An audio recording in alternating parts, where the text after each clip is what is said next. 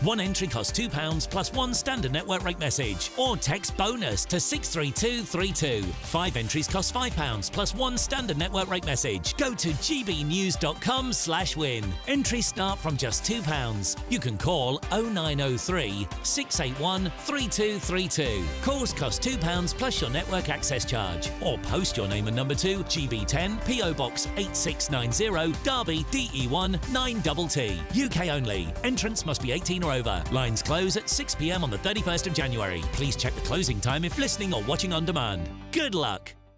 Sunday with Michael Portillo from 11, only on GB News.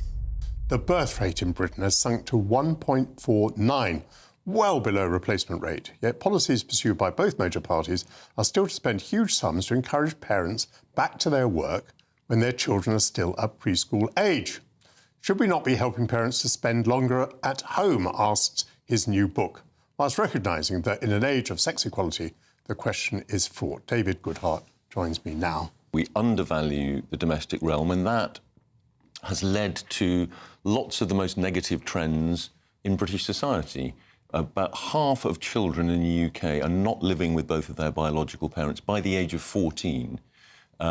We have, of families with dependent children, about 24-25% are single-parent households. Mainly mothers, and they're doing, valiant work. But of course, it means you don't have the investment in children that a two-parent family can give. I mean, the reason why it's a care dilemma is that a lot of these negative trends are also kind of intimately related to positive things, like that movement of women into work, the fact that women are no longer so defined by marriage and motherhood, the fact that women and men are freer to leave unhappy relationships. And the challenge for modern liberal societies is, how we hold on to those freedoms but get a better balance, which means, I think, investing more in the domestic realm. We spend a total now of £9 billion on childcare subsidies. Why not give that subsidy direct to young parents so they could then choose whether to subsidise themselves, as it were, to be able to afford to stay at home, or to give it to a nursery, or to give it to granny, or to keep it in the home. GB News.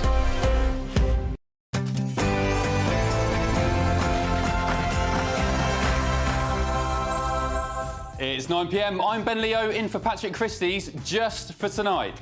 Who's to say that 100 million will be the end of it? Well, I mean, to the rest of us, that's like 10 pence. It is small change to Elon Musk, and the government needs to wake up to it.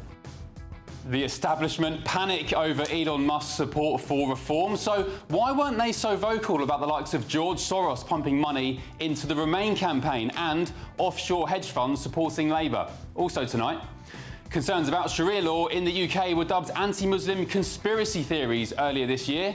Now, it's revealed more than 80 Sharia courts are operating in the UK, and we're the Western capital for them. Praise be to multiculturalism.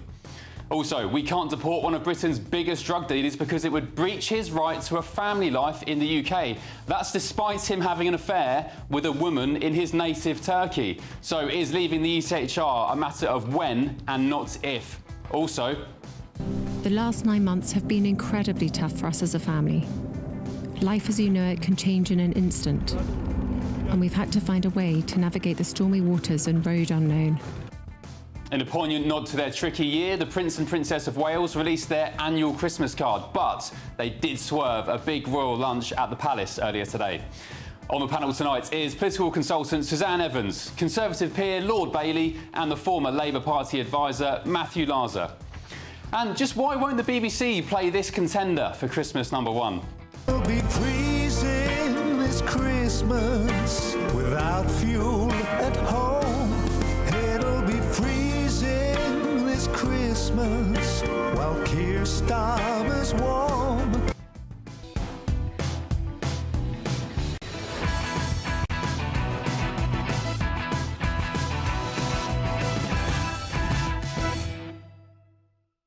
Very good evening to you. Ben Leo here in for Patrick Christys just for tonight. Pat had a little family emergency to attend to up north, but he wants me to let you know he is back tomorrow. A big 2 hours coming up. But first, your news headlines with Joe Casper.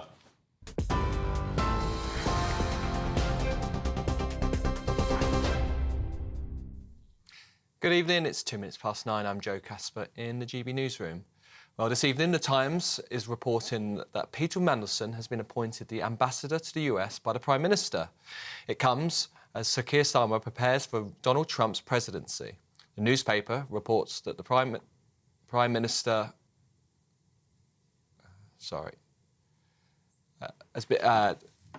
Earlier today, the Prime Minister was facing questions from senior MPs and government departments at the Liaison Committee this afternoon. The questioning focused on the state of the UK economy, potential trade deals for the country, house building targets and the need for a ceasefire in Gaza. At the end, the Prime Minister was asked if he would do anything differently following criticism for decisions, including denying WASPI women compensation, imposing new inheritance tax measures on farmers and the cut to winter fuel payments. No, we had to do tough stuff. We're getting on with it, and I'm very pleased to be delivering from a position of power rather than going around the division lobbies losing every night. I've had too much of that. Water bills in England and Wales are to rise by an average of 36% over the next 5 years. Water regulator Ofwat announced today that's the equivalent of an extra £31 a year. The regulator said the increase would pay for a £104 billion upgrade of the water sector to deliver substantial lasting improvements for customers and the environment. 4 teenage boys have been detained for life for the murders of 2 best friends who were stabbed to death in a case of mistaken identity. Mason Riss, 15, and Max Dixon, 16, died from stab wounds after being chased by the 4 armed teenagers in the Knoll West area of Bristol at about 11 p.m. on 27th of January this year. Their attackers, Riley Tolliver, 18, Cody Shy Westcott, 17, and 2 boys aged 15 and 16 who cannot be named due to their age, had been driven by Anthony Snook, 45. All 5 were convicted of 2 counts of murder last month following a 6-week trial at Bristol Crown Court. Snook was later jailed for life and ordered to serve a minimum of 38 years. Mason Riss' uncle David Knight spoke outside of court. No family should ever have to go through what our 2 families have gone through. These juveniles have not only destroyed our families, but to an extent their own lives and that of their own families. And we hope that as they grow older and mature, hopefully in prison, they do fully come to realise the extent of what they have done on that evening of Saturday the 27th of January. And they have to live with that for the rest of their lives. Those are your latest GB News headlines. I'm Joe Casper. More in an hour. Now back to Ben. For the very latest GB News direct to your smartphone, sign up to News Alerts by scanning the QR code or go to gbnews.com/alerts.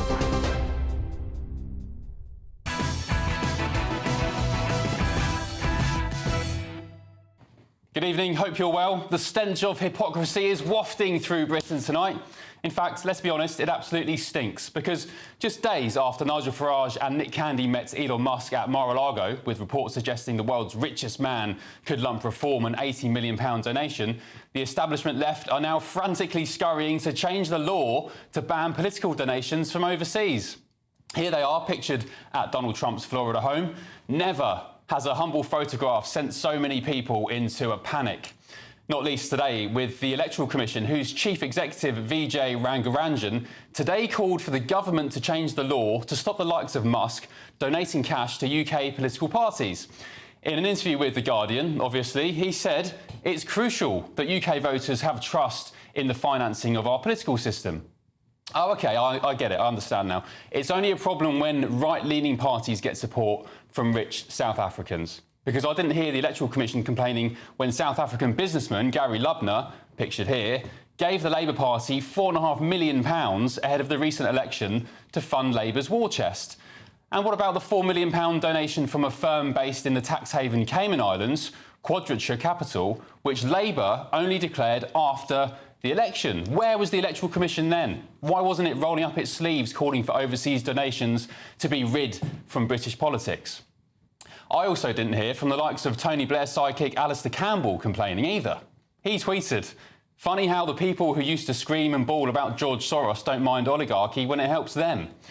Yeah, it is funny, isn't it, Alistair? It's funny how in that tweet alone you finally admit the Hungarian billionaire, George Soros, used his wealth to interfere in British politics, because that idea used to be called a conspiracy theory by lazy commentators.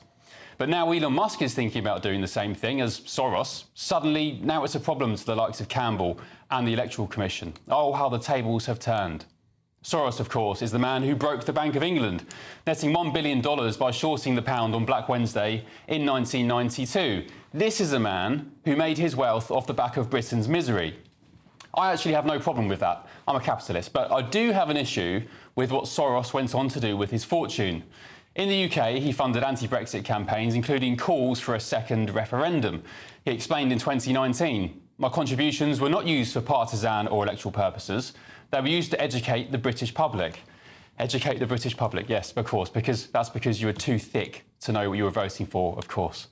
In the US, Soros has funded Democratic candidates for national office and spent at least $50 million electing scores of woke social justice prosecutors and district attorneys all across the country, including, by the way, New York's Alvin Bragg, who suffers from a very severe case of Trump derangement syndrome.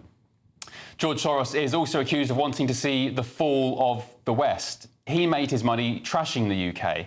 Elon Musk, meanwhile, builds rockets to expand humanity's presence in the universe.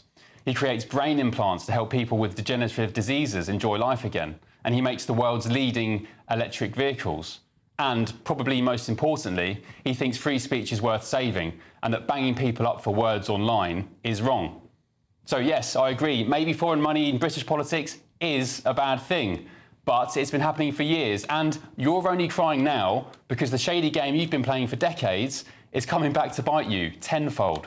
Some, I guess, would call it karma. Let's get the thoughts now of my panel. Political consultant Suzanne Evans, Tory peer Lord Sean Bailey, and the former Labour Party advisor Matthew Larser. Good evening to you all. Thank you for your company tonight. Merry Christmas. It will be the last show we have before the new year. Matthew Larser, your lot are throwing their toys out the pram for something that they've been doing for many, many years now, no? No, that's not the case. Look, I agree with you, maybe surprised. I don't particularly want George Soros trying to buy British elections. He hasn't given money to British political parties. He did put money into the referendum campaign. What's being proposed is, in my view, is quite sensible, which is any company can continue to give political donations as it is now, but what you can't do is have a company that doesn't really trade here, that's sort of a shell company, it's registered, doesn't make any profits in the UK, and therefore the money is coming in from outside, and that seems and that would hit. No, if any donations that have gone to any existing political party would fall foul of that, then good is what I say. The point is, Matthew, why now? Why is the attention on this now? Just because it's happening in reverse? Well, I mean, I actually think, well, the government has always the government was always clear it was going to reform party funding when it came in.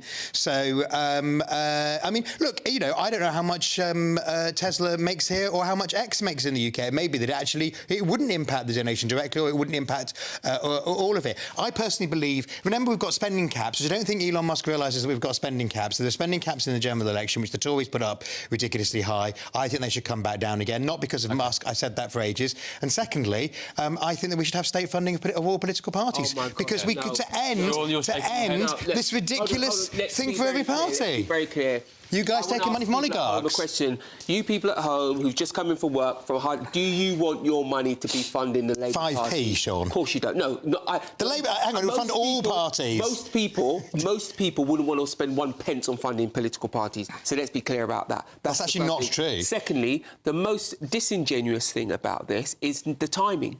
If this was between, elections and nobody had offered a big donation to anybody else, then it would be a much easier question to have.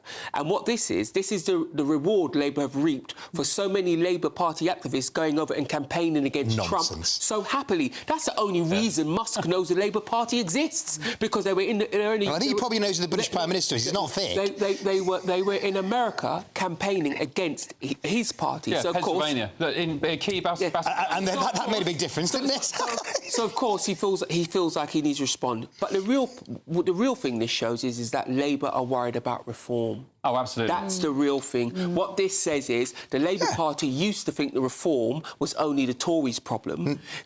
Now they're looking at how unpopular Keir Starmer is, where that popularity is going to, and they're beginning to worry about reform. That's what it really says. Sean, when you're a third of the polls on 15%, you won't be saying that. We're talking about the Labour Party, and the last deeper thing is, if you're going to talk about reforming political funding, then people will start to look at the Labour Party's relationship with union funding. Yeah, that will come up. It's totally democratic.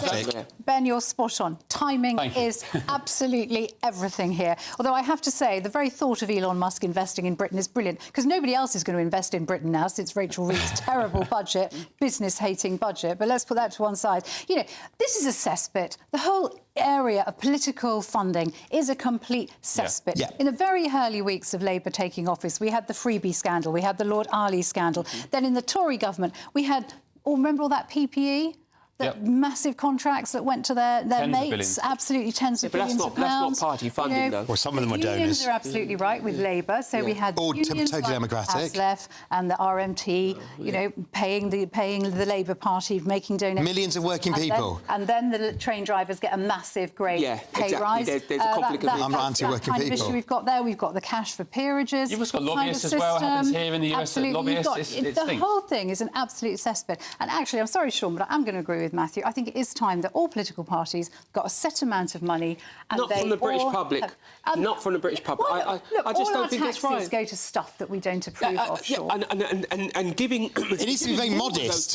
And giving more of those tactics to political parties, I don't think is a good thing. Yeah, but this is a cesspit. Like I said, it's sleaze personified, and until you get rid of that, you're never going to have proper. I mean, absolute hypocrisy of Keir Starmer today coming out and saying Labour's committed to strengthening our democracy by upholding what did he say? The integrity of our elections. What a load of rubbish. Postal voting, that should be scrapped. Don't you find, Matthew, absolutely desperate, because that's another thing. Yeah. It's a complete cesspit.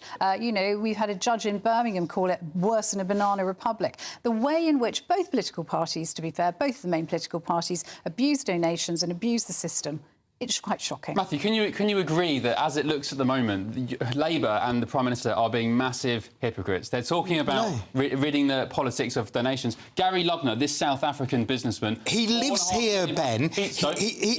Elon Musk has nothing to do with Britain. He doesn't live here, he doesn't vote here, his company barely functions here. Labour took £4 million off a Cayman Islands tax haven. It's registered in the Cayman Islands, operates here. I don't think that was particularly... Yeah, hang on, let me respond. I don't think that was the most... I would have been reluctant. If I'd been the Labour Party, I probably wouldn't have taken that donation. Gary Lubner, I know they did. And I'm not the leader of the Labour Party, Sean. You know, maybe it's good if we did. Yeah, and we could name all the oligarchs that you guys took money over the years. And this is the point, isn't it? When you're having a go at people who give money every month... What's happened with political donations is there's been a story told, and that story is always there. Tory donors buying peerages. They have as many rich blokes in well, name them. Name your colleagues, Sean. From big donations. And the point is this, because of the story that's been told around political donations, it now looks like a cesspit. It is possible... You've been in for 15 years. Be quiet. It is possible. It is possible. Trying to get a word in edgeways, Sean. It's possible to sort it out. But today's actions by the Labour government are a cynical ploy to defend themselves, not the... Sean, you're only saying this because nobody will give the Tories any money because they know Kemi Badenoch's the worst leader of a British political party in a century. Again, don't change the subject. I'm not changing the subject. I will defend the union link, Sean, because the union link means that millions of British workers give them money every month. You don't have to if you're a union member. You can opt out. It's entirely voluntary. It is true. You can fill the form in. Are you a union member? I was a member of the National Union of Journalists for years. It's not a Labour donor. Yeah, that doesn't matter. The stuff I got through the letterbox because it... But that's different. It's not... The one to give... That also... My money was going towards that. It's used to campaign for the Labour Party. You couldn't really be a journalist without being a member. That also stinks. When you've got unions donating millions to the Labour Party, and as soon as they get in power, they're getting massive pay rises. That stinks. No, it doesn't stink because it's clear, it's transparent, and it's open, and you can see it. If you don't like it, don't vote Labour, which I don't think the three of you do. If you're a senior union member, your chances of getting in the Lords are much larger because you are the person, not the millions millions of members. You are the person who decides where that money goes. No, you don't, Sean. That's not how trade unions work, Sean. It isn't, Sean. That's the thing. They're called democracies. They have elections, Sean. Yeah. Unlike you guys put Lebedev. You guys put Lebedev in the Lords, which was a stain. Okay, then you sit in the House of Lords as a Conservative peer next to Lebedev, who should never have been in the Lords, who was KGB linked. Too many shouting over each other. People at home can't listen. Matthew, the point is, you can deflect all day and say, yeah, but the Tories, and I blame the Tories as well. You're all at it. The point is, on this particular occasion, Sir Keir Starmer and the Labour Party and our government are being massive hypocrites. And even the Electoral Commission, the boss of the Electoral Commission saying that we need to change the rules. You weren't complaining a couple of years back when Soros was pumping millions into the Remain campaign. Well, massive. Well, the Remain campaign wasn't a political party; it was an individual campaign. There's quite a big difference because one's a single issue, and it wasn't. It was the biggest political decision we've made in a generation. It was the biggest democratic vote in the history of this country, and you had a. I'm absolutely clear. The rules need to apply. I agree with you, Ben. The rules need to apply to everybody. That's why Suzanne and I agree. I don't think it is being hypocritical. Let's see what they actually propose. It shouldn't be but at the moment, Reform is entirely dependent on Richard Tice, and it was actually for years. It was a private company that belonged to Nigel. All right, and that sucks. That stinks. What we have established is Sean isn't coming around yours for Christmas. Oh, I love you, Sean, and I love each other really.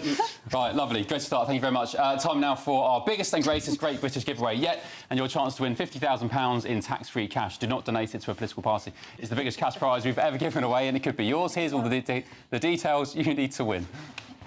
It's the biggest, greatest Great British giveaway so far, with your chance to win a spectacular £50,000 in tax-free cash. 2025 could be amazing, with plenty of treats, holidays and fun on the horizon. How would you enjoy that cash? £50,000 will make someone our biggest ever winner. For another chance to win £50,000 cash, text cash to 63232. One entry costs £2 plus one standard network rate message, or text bonus to 63232. 5 entries cost £5 plus one standard network rate message. Go to gbnews.com/win. Entries start from just £2. You can call 0903 681 3232. Calls cost £2 plus your network access charge, or post your name and number to GB10 PO Box 8690 Derby DE1 9TT. UK only. Entrance must be 18 or over. Lines close at 6 p.m. on the 31st of January. Please check the closing time if listening or watching on demand. Good luck.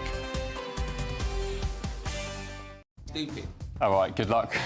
Coming up, a Turkish drug lord thought to be responsible for 90% of the UK's heroin trade. Get this, can't be deported because it would breach his human rights to a family life. That's despite the fact he had an affair with a Turkish woman who he later married in his native country. ECHR madness. So is this ridiculous farce yet more evidence we need to ditch the ECHR? Political commentator Charlie Downs goes head-to-head with the human rights lawyer Shawab Khan. That's next.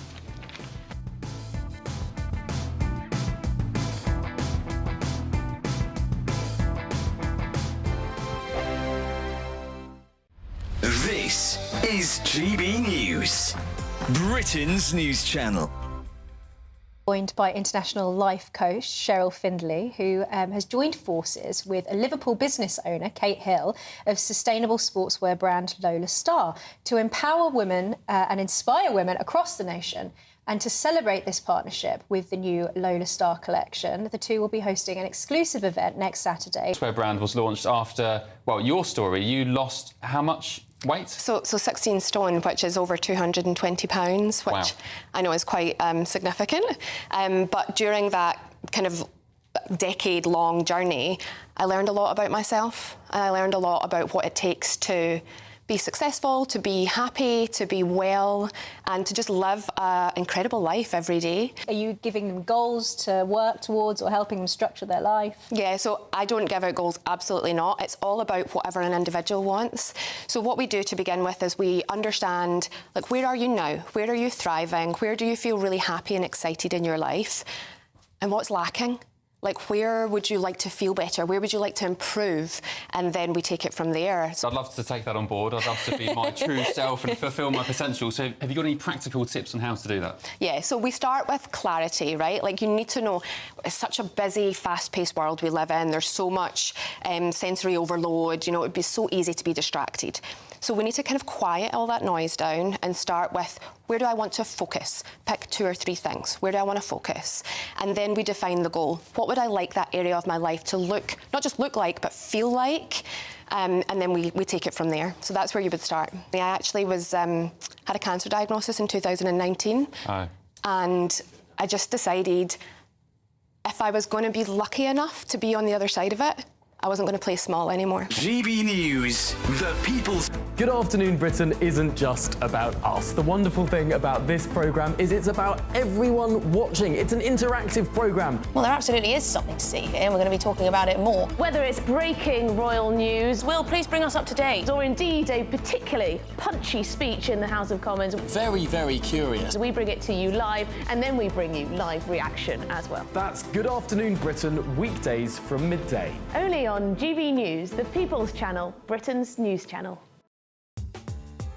I'm Christopher Hope. From pop stars to politicians, I'll interview anybody in a pub who's got a political opinion. Join me every Friday on Spotify, Apple Podcasts, YouTube or gbnews.com, or wherever you get your podcasts.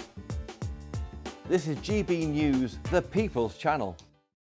We're proud to be GB News, the People's Channel. And as you know, we always love to hear your views. Now, there's a new way of getting in touch with us at gbnews.com/your say. By commenting, you can be part of a live conversation and join our GB News community. You can even talk to me, Bev Turner, or any of the members of the GB News family. If you want your news to be straight talking... This is a nightmare for the Conservatives again. Down to earth. It's not just Nottingham where this is happening, is it? And most importantly, honest. Hard-working, middle-class taxpayers, they'll get their book thrown at them. Then catch me, Martin Daubney, Monday to Friday, 3 till 6 p.m. on GB News, Britain's news channel.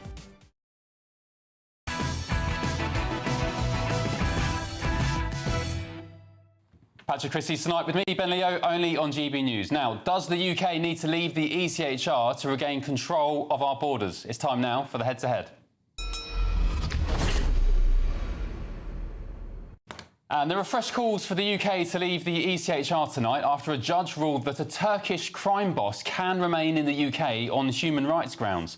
So the 70-year-old drug dealer, who was jailed for 16 years on charges, is thought to be responsible for 90% of the UK heroin trade. He's won the right to remain in the UK on the basis that deportation would breach his human rights to a family life. That's even though he had an affair with a Turkish woman in his native country that he later married. So the man also claims that as an Alevi Kurd, he would be persecuted if he was deported to Turkey, even though he returned to his homeland 8 times without facing persecution. The Home Office branded the ruling incredibly disappointing, but it's certainly not the first time the ECHR has gotten in the way of deporting foreign criminals. In October, an Albanian criminal who sneaked back into Britain after being deported won the right to stay under the ECHR. And just a few weeks ago, an Indian paedophile was granted leave to remain in the UK on human rights grounds.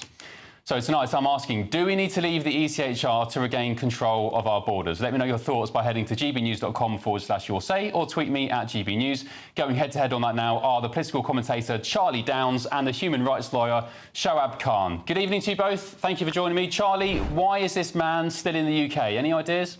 I think there's a number of reasons. Boiling it down to just the ECHR, I think, is too simplistic. That is a big part of the problem, but there's almost half a dozen of these various pieces of legislation, many of which were passed after 1997, that makes it incredibly difficult to remove people like this from our country. And I'd like to very quickly, if I may, put in perspective just what a nasty piece of work this man is. He was, as you said, responsible for 90% of the UK's heroin trade. Now, heroin, 8 out of 9 drug-related deaths occur because of opioid overdoses. And in 2022, there were 5,000 drug-related deaths in the UK, which was the highest since records began in 1993. So if this man was responsible for 90% of the heroin trade, and if 90% of drug overdoses are heroin-related, then it's possible that this man, all the while he was active as a drug dealer, was responsible for thousands of deaths every year. Good point. Shoaib Khan, so would you want this gentleman living next door to you? Can I ask you that? I mean, I don't think that's for me to decide where he lives. But yeah, I definitely wouldn't mind. I mean, well, I'm sorry to interrupt. I'm just asking you, would you be OK with him living next door to you? Because somebody will have him next door to them. Yeah, no, of course I would. I mean, I've read the judgment. I've seen, you know, the publicly available information about it. I definitely would. He's a man who's married. He has children. He has grandchildren. 2 of his children died while they were in the UK. He's also a massive heroin dealer. Children. He's the sole carer. him and his wife look after one of the grandchildren. No, I would definitely. I mean, I don't see what the problem would be. And in fact, for many years, more than a decade, he's not committed any offences. Hang on, Shahab, sorry to interrupt you again. I have to. I just have to. You said you don't see what the problem is. This guy at one point was responsible for 90% of the UK's heroin trade. As Charlie's quite rightly pointed out, probably responsible for many deaths in the UK. And that's to say nothing of the exploitation that comes alongside that particular dark industry. So you don't see what the problem is, Shoaib? No, I mean, just from a legal point of view, I think you should probably be using the words allegedly there, because that's not what he was convicted for, and it wasn't proved that he was responsible for 90%. That's an allegation under claim which he in fact denied in court. And to be honest, who cares? He's a heroin dealer. Who cares? I mean, what's the point? Sorry? He's a heroin dealer. Whether he dealt one wrap of heroin or 90% of the UK's trade, he's a scumbag heroin dealer. So who cares? What does it matter? Yeah, well, if we don't care, then don't keep bringing up those figures. That's my point. But yeah, of course, I mean, it's bad enough being a heroin dealer. Who cares how much he did? But that's the point. I mean, and we're talking about points about, he's been to Turkey. He's not been to Turkey for the last 20 years. I mean, so I just don't understand what the whole issue here is. And one thing generally is, about the fact about blaming judges for everything, second guessing. I mean, obviously, it's the judge there. He looked at the case. He looked at his situation. He looked at how long he's been in the UK. And in fact, it was in 2011. The Home Office gave him a letter confirming he would be allowed to stay here and he would not be deported. A letter from the Home Secretary. The Home Secretary at the time was Theresa May. And 13 years later, the Home Office suddenly decides, no, we do actually want to deport you, even though he's not committed any offence since then. So, of course, that's unfair and that's a ridiculous way that we run these systems in this country. Charlie? Well, we all know how reliable the UK government is on these issues, especially the Conservative Party, which was reigning on high when so much of this sort of thing was being inflicted on our country. But I just want to bring into this the fact that the whole way that this is being framed is that this guy, it would have infringed on his human rights if he'd been deported to Turkey for some, for some kind of irrelevant reason, because this whole idea of human rights, it's such a thoroughly politicised concept. It's an entirely meaningless phrase at this point, because what it actually means when the rubber hits the road is that people like this cannot be removed from our country. When the concept of human rights arose, which was in the aftermath of the Second World War, it did actually have a meaning, because we'd just seen, nearly a decade of carnage where the worst imaginable crimes were committed against people. But now we're seeing the worst imaginable crimes committed against people because of this whole international doctrine of human rights, where we can't draw any distinctions between people because everybody has this kind of basic right to, again, when the rubber hits the road, it seems to just get away with anything, especially if they're not native to the land that they're committing crimes in, if the UK is anything to go by. Yeah, sure. That's a good point, is it not? Why should a sovereign country be forced to keep foreign nationals in its custody, especially criminals? I don't know what you mean by forced to. I mean, it's a British judge. It's British law that says he should. It's European law. It's the ECHR. No, it's the Human Rights Act. Basically, so even the ECHR, which is enshrined in British law. So the whole debate is we need to repeal the ECHR and introduce a British Bill of Rights, for example. But even the Human Rights Act, this is not some kind of sacred thing that's been in our constitution for thousands of years. This was something that was brought in the last few decades, it's just as easily repealed and needs to be, because this is the point about it not just being the ECHR. It's this entire web of legislation, that's all built around this doctrine of kind of liberal human rights, universalism, and it all needs to go. It's not as simple as just one part, because you pull on one thread and you find that this is an enormously complex issue. So the idea that we're going to say, well, it's not the ECHR, it's the Human Rights Act, I say, yeah, and that needs to go as well. Shoaib? I mean, that's the thing, universality of human rights, that's the basis of human rights. What the point is, how do you decide otherwise who has human rights and who doesn't? And these are very, very basic human rights. A man's right to live with his wife and his children. The wife and children are British, the grandchildren are British. Why should they be separate? Why should this family be split? Of course he committed a crime. He spent 16 years in prison. How is that not punishment enough? For a British person, that would have been punishment. Now he would be living with his family. But because he's not British, he needs to be sent to another country.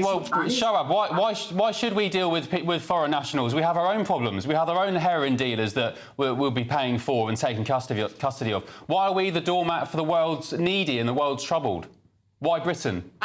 Because he did the crime, he did the time, and now he's not committed an offence for 15 years. What's the problem now? I just don't understand what we're trying to see. He's 70 years old. He's looking after his grandchildren. Oh, what a poor man. I just don't understand what the problem is. A poor old pensioner. He's probably been stripped of his winter fuel allowance as well. Maybe he could get back to dealing heroin again. Charlie, final word? Yeah, I just want to understand from Shoaib, if we have time, where human rights come from, where they're derived from. Well, I mean, I don't know what you mean. Do you mean legally? Do you mean morally? I don't know what you mean. But the point is... Human rights are entirely political construct, and so this idea that they are universal, it can just be repealed and done away with. Right to marry, right to a fair trial, right not to be tortured, right not to be killed unlawfully, right to be able to live with your wife and children. These are very basic human rights that everyone should have. Obviously, when you went to prison, yes, we have to interfere with those rights. But when he's done the time, why is he being punished twice? When, let's say, a fellow gang member, exactly same, dealt more heroin than him, he would come back after 16 years, be living with his wife and family because he's British. Why are there two different punishments for the same crime just because of someone's nationality? I just don't get that. Well, he can enjoy a family life and do what the hell he wants back in his native Turkey. I don't think most Brits would want him if you asked them. Charlie Downs, Shoaib Khan, thank you very much for your contributions tonight. Let me know what you think about that. gbnews.com/your say. Right, during Advent, as we count down to Christmas Day, we're hearing from church ministers all across the country. I know you love this segment, I do too. And each day they have a special message for you to celebrate the festive season. Here's today's. The GB News Advent Calendar. Day 19. Christmas points to hope, whether it's the twinkling lights on a tree, which means light in darkness. Perhaps if we're honest, we're hoping for a better year ahead, or just something that helps us make sense of life's twists and turns. In the Bible passage, there's a phrase that speaks of the root of Jesse, a sign among the peoples, a sign that points to hope and the possibility of change for everyone.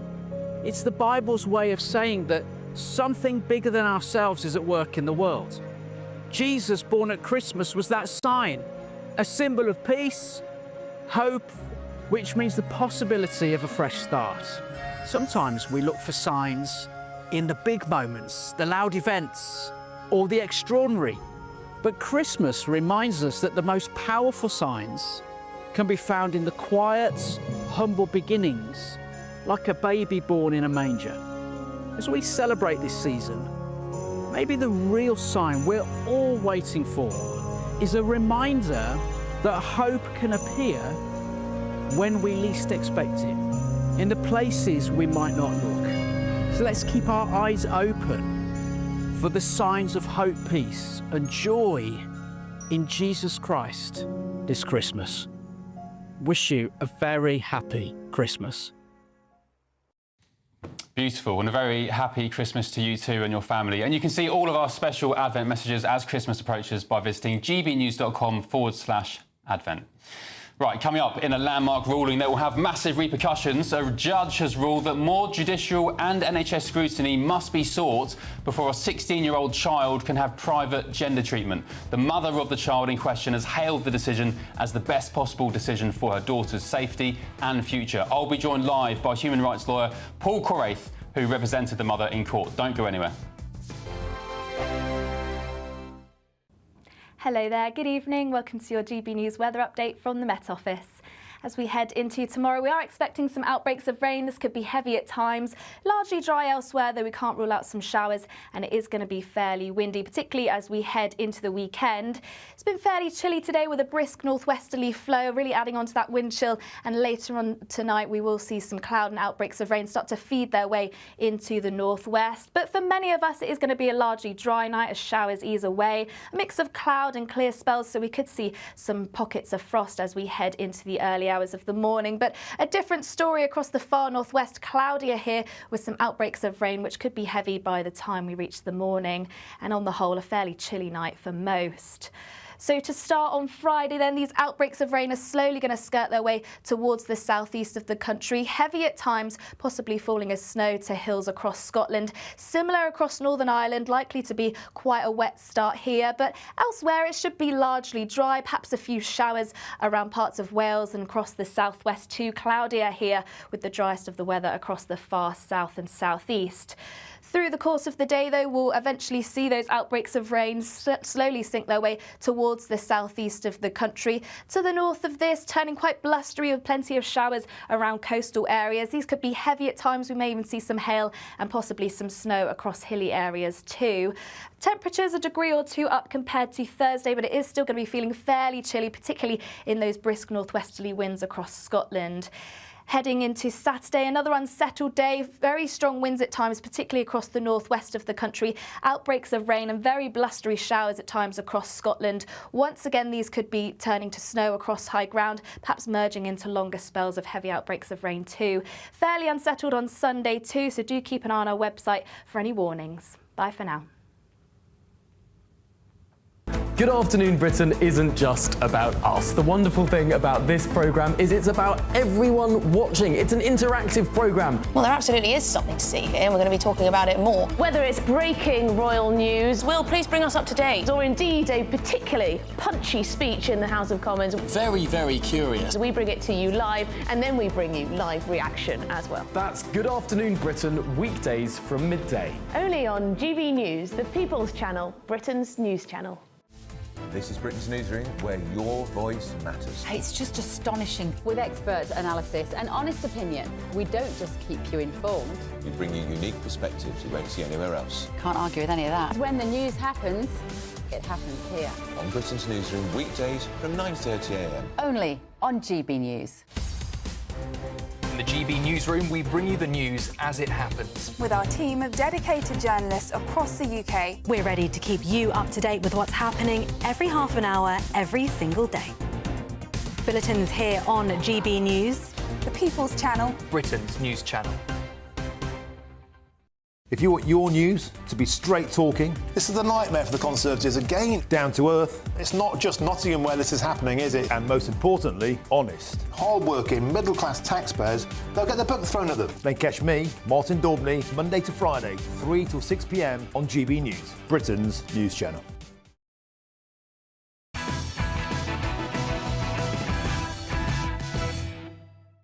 Patrick Christys tonight with me, Ben Leo, only on GB News. I'll be joined by Reform UK spokesperson Anne Widdecombe very shortly, but first, in a groundbreaking decision delivered today, the Court of Appeal has ruled that more judicial and NHS scrutiny must be given before a 16-year-old child can have private gender treatment.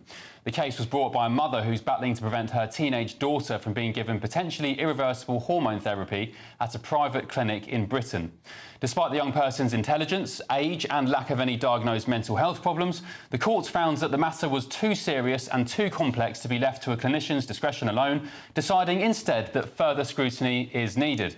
I'm joined now by the lawyer who represented the mother in this case, Paul Conrath. Paul, good evening. Thank you for joining me. Just explain, why is this ruling so important, please? Well, what the court has done here has really departed from the usual practice that's happened up to this point. So up to this point, usually the courts will get involved where there might be an end-of-life issue that's concerning a child, or it may be that the child has very severe mental health problems. But here, where in this situation, where the child is 16, so is presumed to have capacity by law, is in good health, intelligent, the court has said we're willing and we need to look at the treatment that's being offered to this child. So the court has opened the door in this particular area of medicine, gender medicine. Well, that makes a change, doesn't it, from recent years where at the likes of the Tavistock, you'd be rushed, well, young people would be rushed down this dark pathway before even given simple counselling or advice on their mental state of mind. I thought, though, Paul, that puberty blockers especially were outlawed at private clinics and indeed on the NHS. It was only last week Wes Streeting, the Health Secretary, said that that decision would be permanent. So what was this child receiving at this clinic, not puberty blockers? Well, the child, as far as we know, the child hasn't yet received hormones. But what is lawful at the moment is that children after the age of 16 can receive cross-sex hormones. Now, these What's the difference, sorry? So the puberty blockers, they delay puberty, whereas the cross-sex hormones seek to kind of masculinize or feminize the body. For a man to grow breasts and to begin to try and look like a woman. But these drugs have huge consequences for children, for anyone that's taking them. They can make you infertile. They expose people to greater risk of cancers. There's huge health risks associated with this treatment. And the evidence base for it is very, very limited indeed. We really are in a novel area. And it's young, vulnerable people that are being offered this medication, and often have been offered it with not very good safeguards put in place as well. And Paul, we see these stories, we see the headlines, we see the court judgments and so on, but there are human stories behind all this. You've got the young person involved, you've got the mother who today was absolutely ecstatic at the decision, and she said, you know, hopefully one day I'll get my teenage girl back. I assume they're not speaking. But she said, hopefully one day my girl will realise that I was just battling to save her, save my child and protect her future. Yeah, up and down the country, there are heartbreaking stories, and I'm fortunate I get to hear a lot of them, where families are torn apart by this. Often where there's been a divorce, the one parent is more cautious in terms of the child's treatment, another will then affirm the child, and the child becomes used in the whole relational split situation. But it's a heartbreaking scenario, and especially when the child is deemed to have capacity, it's as if the power shifts away from the parent to the doctors, and parents begin to lose control.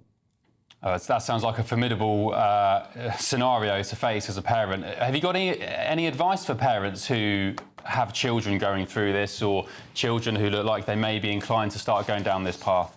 How should mums and dads deal with it? Well, I mean, as much as possible, you want to try and be working with the school to try and ensure that the school isn't affirming the child's beliefs. That can be a real problem. Often these things start in the school. Monitoring the internet. We've heard stories over and over again of children during the COVID crisis getting caught up in chat rooms online and then beginning to believe that they've been born in the wrong body. So monitoring the internet, engaging with the school, and unfortunately, occasionally even having to seek legal advice. Can I ask you about religious schools, C.V. schools and so on? Do you see this kind of indoctrination in religious schools? Well, unfortunately, the guidance issued by the Church of England, valuing all God's children, I think it isn't particularly helpful on this issue. It seems to be of a piece with more affirming gender ideology. So I think there is a concern that I don't think religious schools are necessarily any safer a place than any other school. Good. Nice to know. Nice to know. So what next with this case, please, Paul? The Court of Appeal have made their decision. What happens next? Yeah, so it's not the end of the story. The result of the court's judgment today is that the case will get sent back to the High Court, and then there'll be we'll wait and see if the child wants to go on to the hormones. If the child wants to go on to the hormones, then there may well be another trial at which the court will be asked to decide, is this in this young lady's best interests? Goodness me. Paul, do you know what? I can't imagine anybody imagined when they became parents and they held their beautiful baby boy or girl in the hospital and they brought them home, they'd ever have to face a day where they had to go to court and fight to protect their baby's future because they want to change gender and go down this dark pathway of puberty blockers or hormones and whatever else. I mean, it's as I said, it's a nightmare. It sounds like a nightmare, and yeah, goodness me, I wish the best of luck to this mother in her case. Paul Conray, thank you very much this evening for your contributions.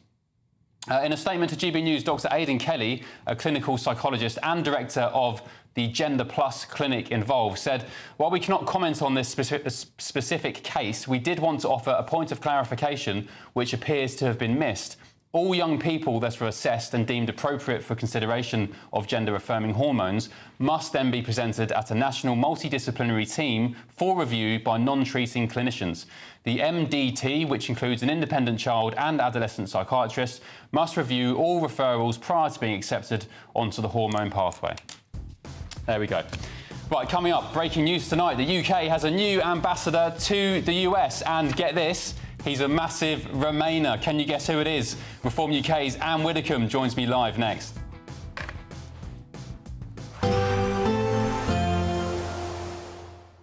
I hope it doesn't rain. Don't worry about it. It'll spoil our holiday. Relax, we're totally covered. All Clear Travel Insurance sponsors GB News Travel Destinations Forecast.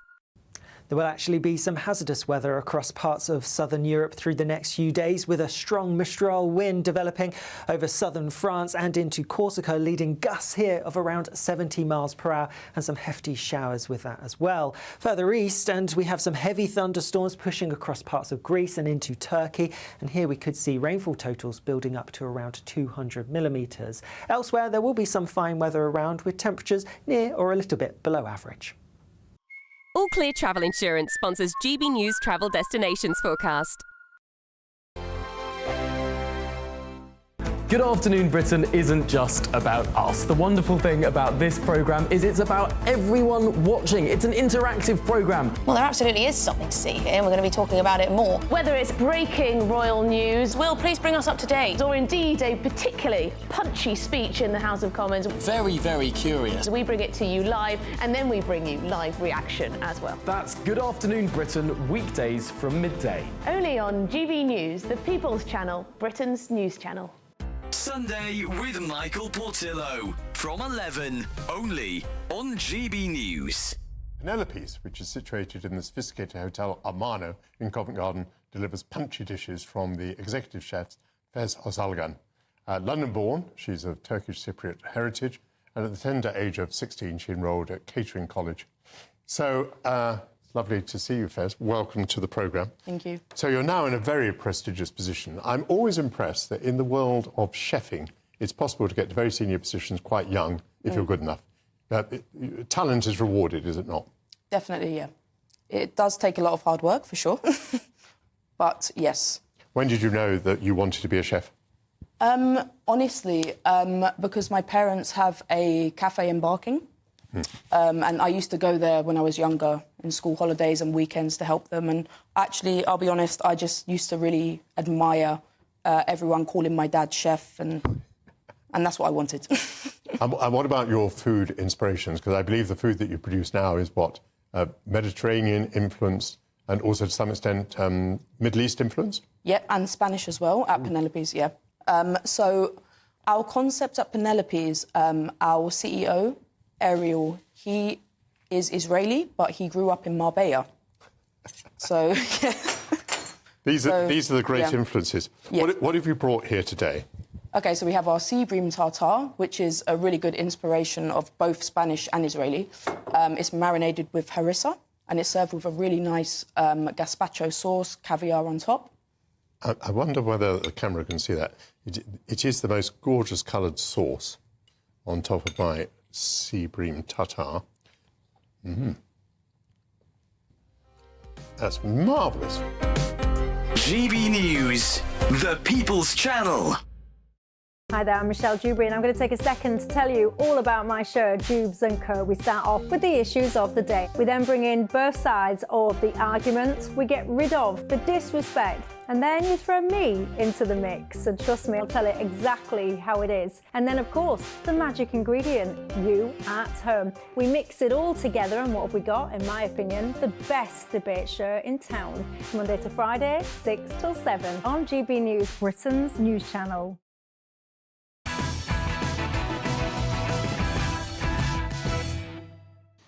Patrick Christys tonight with me, Ben Leo, only on GB News. A very quick shout out to a loyal GB News member. He's very active on gbnews.com/your say. You guys on there tell me that Grumpy Grandad, you'll all be familiar with him. He watches the show, the channel every day. He's a very big contributor when it comes to comments. He's a bit poorly tonight. He's fallen ill. So I send you, and the whole channel sends you, Grumpy Grandad, our best wishes and a very speedy recovery.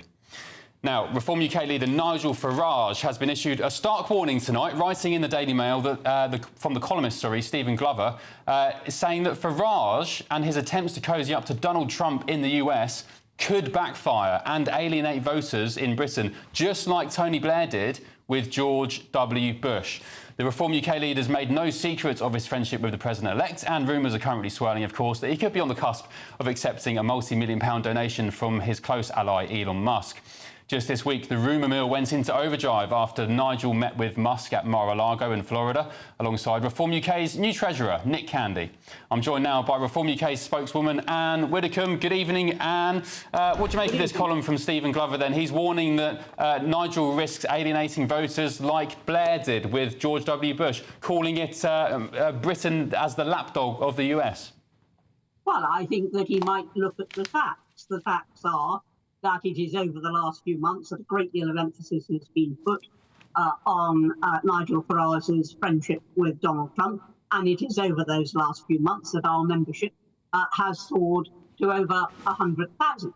And we all know why people didn't much like what Blair was doing with Bush, because it resulted in our troops being deployed, in British blood being poured into the deserts.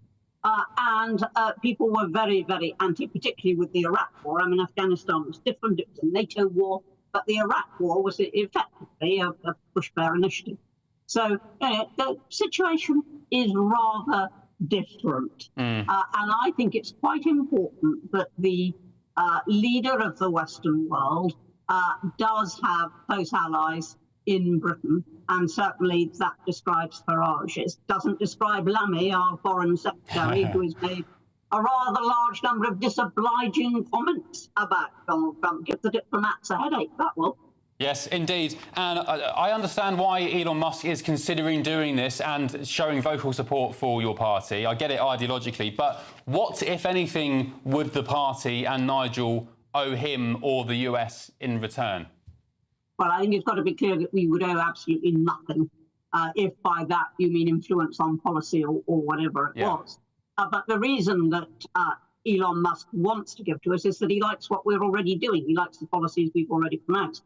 Now, my view on political donations is, 1, they must be lawful, 2, they must be transparent, and 3, they mustn't be on the expectation of, in the case of British donors, a peerage or whatever it might be, it's something in return. And as long as it meets those criteria, I have no particular objection. And Elon Musk wouldn't want to give Nigel Farage large sums of money for reform. He wasn't impressed by what reform is doing. He wasn't impressed, did you say? Oh, sorry, if he wasn't, No, if he wasn't impressed. It wouldn't be just the money, And sticking with the US, breaking news tonight, you've probably seen it, The Times is reporting that the Prime Minister will appoint Labour peer Lord Mandelson as the US ambassador. What do you make of that? Well, what with Lamy as foreign secretary, and now supposedly at any rate Mandelson as the ambassador, I feel rather sorry for the US. It's going to have its work cut out diplomatically, but I don't think he's a good choice. He's a staunch Remainer. As we all know, Trump was very much in favour of Brexit. But having said that, he is a smoothie and he does operate quite well. So let's watch and see. Yeah. What does this mean in terms of the message that we're sending to the US and Donald Trump? As you said, Mandelson is a massive Remainer. There's been discussion in recent weeks about the UK needing to cosy up with either the EU or the US. Starmer says we don't need to do either. But what kind of message does this send to Donald Trump? Well, for Starmer to say we don't need to do either is a nonsense, because he has chosen to cozy up to Europe. And I have no doubt that after 4 more years of the Starmer government, that we will be more closely tied in Europe. We won't be in the single market. We won't be in the customs union, but we'll be closely tied into them and accepting their diktats, because that is what Labour wants, and that will be something that reform will have to unstitch. Yeah. Starmer infamously said he preferred Davos to Westminster, so you may be right. Anne Widdecombe, thank you very much for joining me this evening. Coming up, Britain is now the Western capital for Sharia courts. Get this, there are 85 operating all across the UK. Yet 10 months ago, GB News was branded anti-Muslim for even suggesting that Sharia law was active in the UK. Back in just a tick with these damning revelations.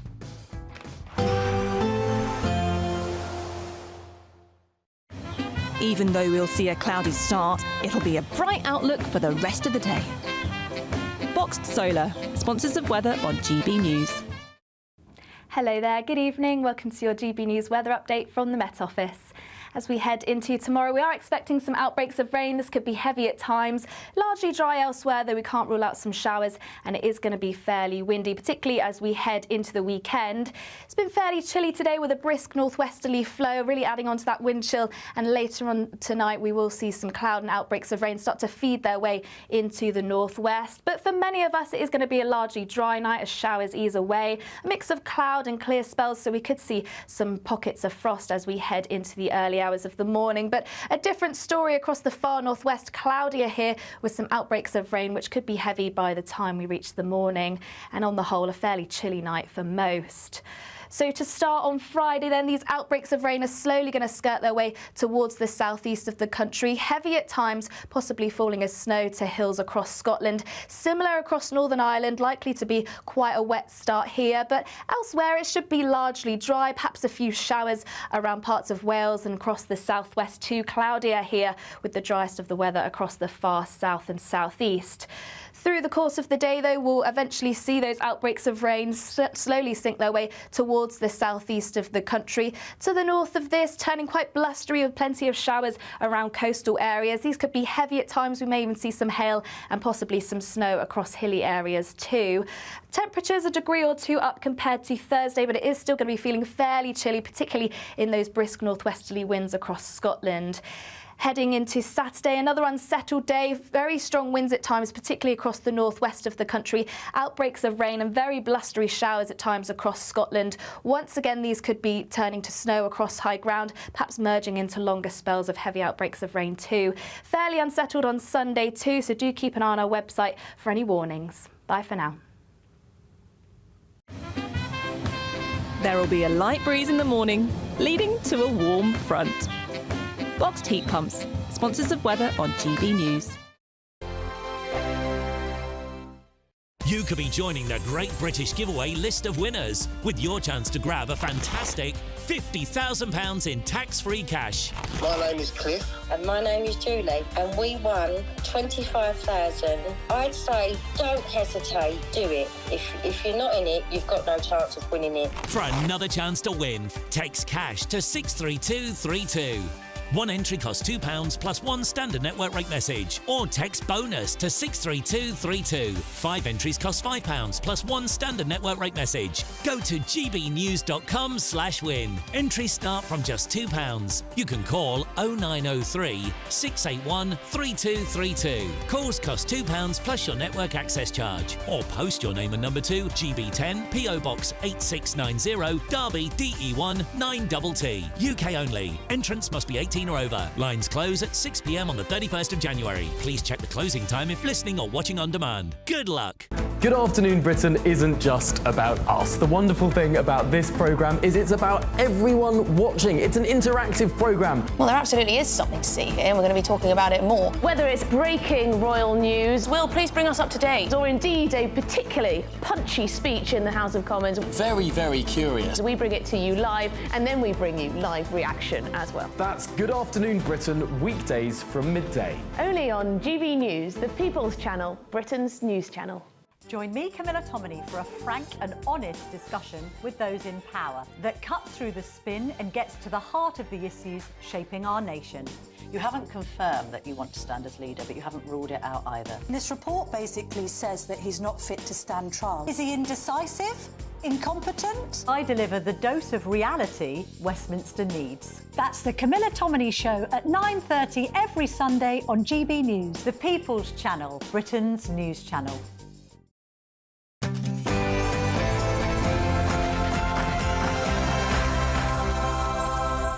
It's 10 p.m. I'm Ben Leo in for Patrick Christys just for tonight. Now, what's the difference between a conspiracy theory and the truth? Concerns about Sharia law in the UK were dubbed anti-Muslim conspiracy theories earlier this year. Now, though, it's revealed more than 80 Sharia courts are operating in the UK, and we're the Western capital for them. I guess the answer then is about 10 months. Also tonight, we can't deport one of Britain's biggest drug dealers because it would breach his right to a family life in the UK, despite him having an affair with a woman in his native Turkey. So just when are we going to get serious and finally leave the ECHR? Also tonight, should Nigel Farage be wary of cozying up to Donald Trump? One of Britain's top columnists thinks so, comparing their relationship to Tony Blair and George W. Bush. The first of tomorrow's newspaper front pages are on the way, and my panel are ready to go too.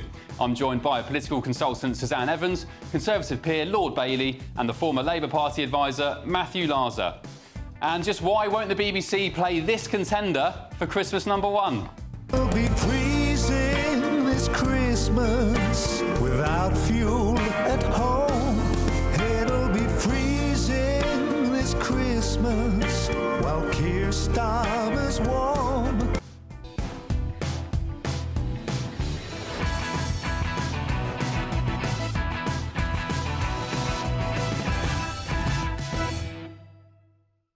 Very good evening. Hope you're well. Ben Leo here in for Patrick Christys. Just for tonight, Pat wanted me to let you know he had a little family emergency to deal with today, but he will be back with you all tomorrow evening. Coming up, they said it wasn't happening, but Sharia courts are operating all across Britain. That's next. But first, your news headlines with Joe Casper.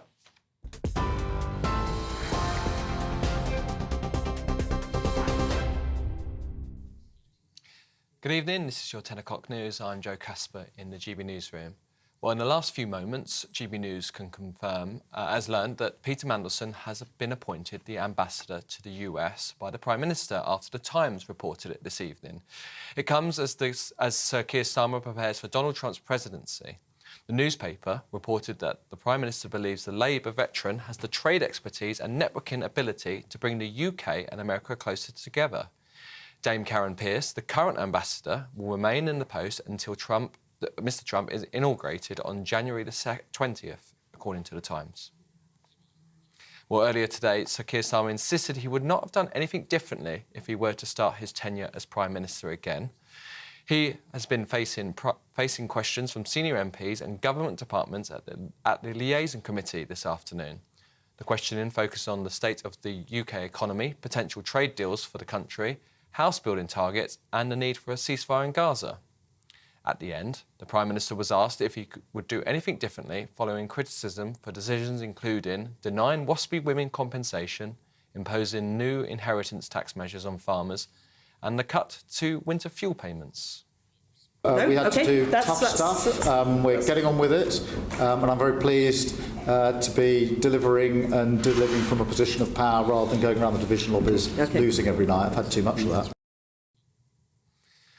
Water bills in England and Wales are to rise by an average of 36% over the next 5 years, water regulator Ofwat has announced today. That's the equivalent of an extra £31 a year. The regulator said the increase would pay for a £104 billion upgrade of the water sector to deliver substantial, lasting improvements for customers and the environment. 4 teenage boys have been detained for life for the murders of 2 best friends who were stabbed to death in a case of mistaken identity. Mason Rist, 15, and Max Dixon, 16, died from stab wounds after being chased by the 4 armed teenagers in the Knoll West area of Bristol on 27th of January this year. Their attackers, Riley Tolliver, 18, Cody Shy Westcott, 17, and 2 boys aged 15 and 16 who cannot be named for legal reasons, had been driven by Anthony Snook. All 5 were convicted of 2 counts of murder last month following a 6-week trial at Bristol Crown Court. Snook was later jailed for life and ordered to serve a minimum of 38 years. Mason Rist's uncle, David Knight, spoke outside of court. No family should ever have to go through what our 2 families have gone through. These juveniles have not only destroyed our families, but to an extent their own lives and that of their own families.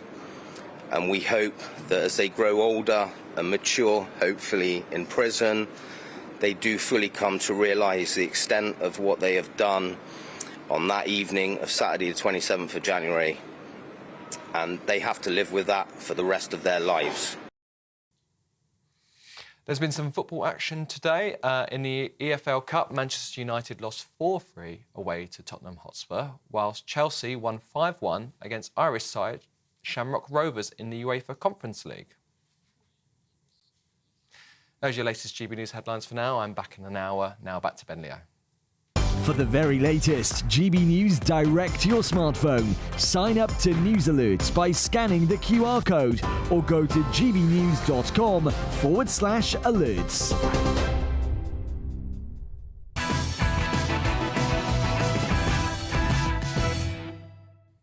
Good evening. What's the difference between a conspiracy theory and the truth? In February, the online news organisation Middle East Eye ran this op-ed written by a columnist headlined, "Why British Media is Rife with Anti-Muslim Conspiracy Theories." In the content of the article, it read, "Other tropes long since disproven are casually thrown around, a frequent one being that Sharia law operates across large parts of the UK. It is not uncommon to watch a GB News show about any topic and find a panellist or presenter singling out Muslims." That was in February. Today, in The Times, we had this revealing article headlined, "How the UK became the Western capital for Sharia courts." It read, "The number of Sharia courts, also known as councils, in Britain has grown to 85 since they first began operating in the country in 1982. It went on. An investigation by The Times also discovered that polygamy is so normalised that an app for Muslims in England and Wales to create an Islamic will has a drop-down menu for men to say how many wives they have.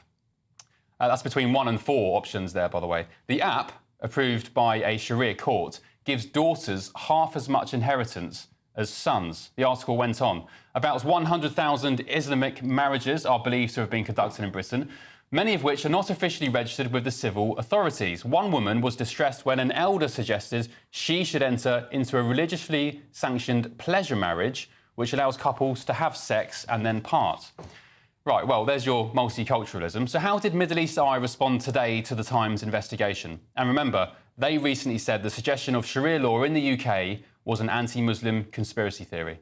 Well, they wrote, "These courts, of which there are currently 85 in the UK, offer religious advice on inheritance, wills and other aspects of Islamic personal law. They are unofficial bodies with no legal standing or enforcement powers, nor do they have jurisdiction over financial issues and operate instead as advisory councils." Oh, OK, so there we go. We've gone from Sharia doesn't operate in the UK to, well, yes, actually they do, but they're unofficial bodies. Got it. So I ask again, what's the difference between a conspiracy theory and the truth? The answer, in this case at least, is about 10 months. Let's get the thoughts of my panel. Political consultant Suzanne Evans, the former Conservative peer, or current Conservative peer rather, Lord Bailey, and the former Labour Party advisor Matthew Larser. Sorry, Sean, stripping you of your... I'm the only former. Your peerage.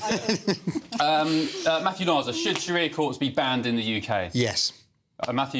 Sean Bailey? Yes. Suzanne? Tricky one. No, it's not. You're divided, aren't you? I am slightly divided. So, in principle, I think they're absolutely wrong. Yes, 100%. There should be one law for all and everybody should be subject to the same law. But the fact is these Sharia courts are still subject to British law, English law, Scottish law, whichever it might be. They cannot override that. And I think it's a mistake to think that they can operate as an independent legal system. They don't. I mean, what Middle East Eye said really is right. They are councils. That's a better phrase for them rather than courts. Yeah, but they're not... Yes, I think they're fundamentally wrong. But they're not called councils. They're particularly... I'm sorry. They're not. They're particularly oppressive to women. Within any... OK, answer me this one before you go any further then, Sean. But you also have courts operating like this in the Jewish religion. You have the so-called Beth Din, which does much the same function as the Sharia courts. Now, I don't hear any great clamour to ban the Jewish courts in this country. But I don't think you can discriminate between one and the other. So that's the problem I had. In principle, I don't think either the Jewish courts or the Muslim courts should exist. But I think you're also going to be putting a lot of... So what happens is these courts... councils, they authorise religious marriages. If you get rid of those, then women are going to find themselves in both the Jewish and the Islamic tradition of being unable to get a divorce, for example. And that would be catastrophic for them. They could just get married like the rest of us. Well, I think they should. There's a couple of things. There's a couple of things. Firstly, the only thing in this country that should be called a court is our law court. Absolutely. Period. That's the first thing. Yeah. The second thing as well, if you have a court within your community that can be conducted by some bloke, which is generally what's going on. Always. Always. And in the Jewish some bloke, who is not subject to any kind of scrutiny. I mean, the path to abuse is short and swift in that way. So you shouldn't be doing that. And you have communities that are slightly closed off with an even more closed off legal system. I'm afraid it's too big a risk to take. In the Times investigation today, they uncovered one of the elders at one of these courts in the UK. It previously had talked about basically excusing hitting your wife. saying that if you need to hit your wife... And there's no sanction for him. There's no sanction, there's no worry, and they have no link to our law. And I want to be very clear about this. There should be there shouldn't be. Because what he's doing is illegal. He's encouraging violence, technically. But you're missing my point. My point is our law would never find him, but his law would find multiple people in his community. OK. Matthew, so you agree they should be banned in the UK. Will Labour do it? Has Starmer... Well, bearing in mind, by the way, what happened in the election with the Muslim votes and so on, West Streeting... It's a big political challenge. The answer is I hope so, and there will be lots of voices within the Labour Party like me, and lots of brave people like Anne Cryer, who did a lot about arranged marriage in forced marriages. Forced marriages, not arranged marriages, in the previous Parliament. So there are voices in the Labour Party that will speak out about this. Suzanne, I can see your, I see your as an argument what you're saying. But I think the reality is, as we've seen today with this very good investigation by the Times, with these really heartbreaking stories of people who never get anywhere near the actual legal system because they're captured by Sharia law before then. And, everybody needs to be equal under the law, whatever your faith is. You make a good point, Matthew. And Baroness Cox, a few years ago, tried to make it clear, to get Sharia councils to make it clear that they were not courts, that they were only advisory, and to make it clear that also women's equal rights. But unfortunately, that didn't get past its... Which is why we need to be tougher on it. One of the things didn't go anywhere. One of the things you learn in politics, when you work in government and you work in politics, like I have for a very long time, you learn very quickly that culture outperforms policy every time. Yeah. These courts will be hugely powerful in their own community. Whatever anybody says in Westminster. Can I ask you then, Sean, and all of you actually, why, when there are so many countries in the world, Islamic countries, adopting Sharia law as their sole judiciary system, why do people, Muslims, want to come here and introduce Sharia law into Britain when it's not our default? We're a Christian country by default. Why don't they just move to other countries? Because if you look at where people move around in the world, they move into Western countries because our broad liberalism, our legal system, the kind of societies that we build are conducive to a good life. But they don't like liberalism, do they? They want to introduce medieval Sharia law. What they want to do is a hybrid. They want a hybrid. That's what they do. But we, as Westerners in a Western country with Western laws, should be rejecting a hybrid. And I think it's up to us, exactly right, to reject that hybrid. So this is the main problem here, if we got rid of Sharia courts, is going to be the divorce issue for Muslim women. So what we should do is basically, I think, criminalise any non-Christian marriages that take place unless there is a civil ceremony accompanying them. So whether it's a Jewish marriage, a Zoroastrian marriage, a Muslim marriage, whatever it might be, you should have a civil ceremony alongside that to make sure your marriage is legitimate. Or the French system where everybody has to have a civil marriage. I wouldn't criminalise. I would just I'd adopt the French system where you are not married. I mean, technically, this is correct now. You are not married unless you have a civil marriage. Do you know what, Suzanne? The argument is if you do criminalise Sharia courts in the UK, the argument is that you don't give them legitimacy I'm not saying criminalise Sharia courts. I'm saying make it criminal for offence to have a marriage that is not recognised by the civil law in this country. So what particularly worried me about this Times investigation was it kind of exposes polygamy, as you mentioned. So, of course, if you're just having It's a drop-down, isn't it? The number of wives is a drop-down menu on one of these... marriage that's not been recognised in the civil system as well, then you could have 4 wives. Yeah.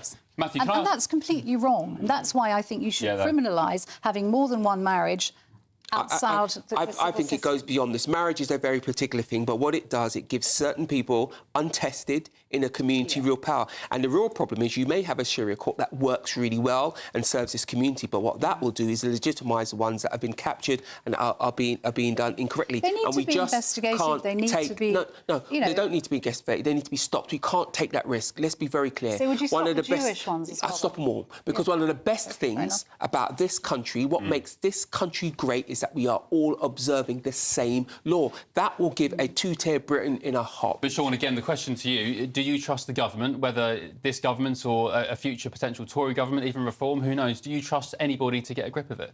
Because it's going to be a vote loser. I doubt it. Farage admits that. I don't think it will be a vote loser. Let me put it this way. The people, if you're Farage, for instance, the people you will be losing votes with weren't going to vote for you anyway. Yeah. But he has talked about, in a recent interview, which he got some... Look, but I think it's vital He has talked about the fact they need to integrate the Muslim vote into their thinking. They do. But let's forget, we don't integrate the Muslim vote by abandoning our core beliefs. This isn't about, can you eat pork? No, this isn't an anti-Muslim thing. This is saying, because, of course, the victims here, in the stories that we've read about today, we've heard about before, are obviously Muslim people, mostly Muslim women, and it's defending the rights of Muslim women isn't in any way anti-Muslim. It's pro the values that unite us all, which are. But Matthew, as I quoted in the introduction there, some people, especially Middle East Eye, the Muslim Council of Britain, they're coming after the likes of GB News for pointing these things out, saying there's no Sharia law in the UK. You're just peddling anti-Muslim conspiracy theories. As I said, 10 months on, it's revealed that, of course, there are Sharia courts in the UK. So what do you make of those people? It's not a genuine... No, I think, look, the left has to be very, very careful on this, because we saw with the whole of the grooming gang scandal where people brushed things under the carpet because they didn't want to stoke tensions, I think was the phrase, isn't it, that we heard a lot at the time. And that didn't, as we know, that ended in absolutely horrific cover-ups of absolutely horrific acts. Well, now, I'm not comparing Sharia law directly to grooming gangs. What I'm saying is no issue should be swept under the carpet because people don't want to create community tensions. If things are happening, they need to be. Everything needs to be. I'm a journalist at heart, and we know sunlight's the best disinfectant. Do you think Starmer cares about it, really? Yeah, I actually think Starmer does. Will care about it. I think that this investigation today is going to be a wake-up call. He has to care about it. He comes from a legal background. Yeah, let's be absolutely. very clear. There's two things to say here. Firstly, this is the value of GB News. Yeah. It's looking at things that often the so-called mainstream media doesn't want to look at, doesn't want to accept, but really affect the lives of millions of Britons. That's the first thing. And I say to Starmer, this is not a political issue. This is a societal issue. You will get a broad set of views on this across all parts of the Commons, for instance. As a country, we should agree on this.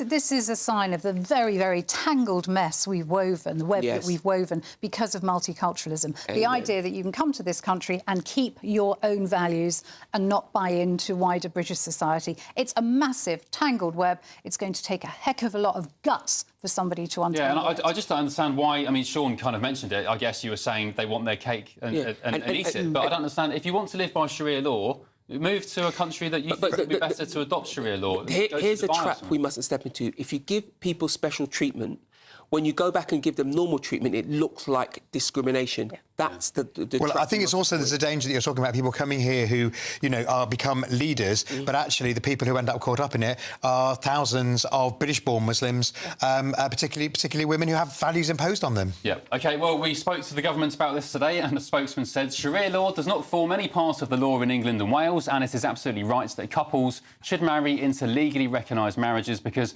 that provides them with protection, security and support, which they should have in the United Kingdom. Our manifesto sets out that we will strengthen these rights for couples who live together but are not married. Interesting to see if Starmer will do anything about it. Of course, the Muslim vote was, a massive clincher in the election. Was it Wes Streeting who narrowly 500 votes? Yep, absolutely. Jonathan Ashworth was ousted. Absolutely. All the independent MPs who... The Greens, one seat. You've got those 18 demands from the Muslim group of the Labour Party, banning exports to Israel, redefining the definition of Islamophobia, so on and so on. Can Labour be trusted? Right, bit of a change of gear. Time for the Great British Giveaway. Your chance to win £50,000 in tax-free cash. It's our biggest giveaway to date. Double the last prize. Here's all the details you need to win.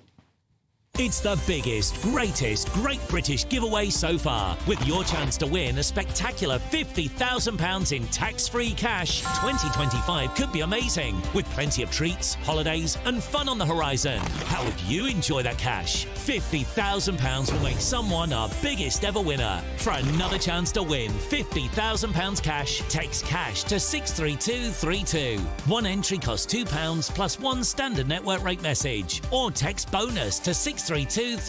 5 entries cost £5 plus one standard network rate message. Go to gbnews.com/win. Entries start from just £2. You can call 0903 681 3232. Calls cost £2 plus your network access charge. Or post your name and number to GB10 PO Box 8690 Derby DE1 9TT. UK only. Entrance must be 18 or over. Lines close at 6 p.m. on the 31st of January. Please check the closing time if listening or watching on demand. Good luck. OK, very good luck to you. Coming up, the first of tomorrow's newspaper front pages, and the Prince and Princess of Wales were absent from the royal family's traditional pre-Christmas lunch today at Buckingham Palace. Prince Andrew, of course, was as well. But did they make time to release their annual Christmas card? Yes, they did. We'll show you that just after the break. Back in the tape.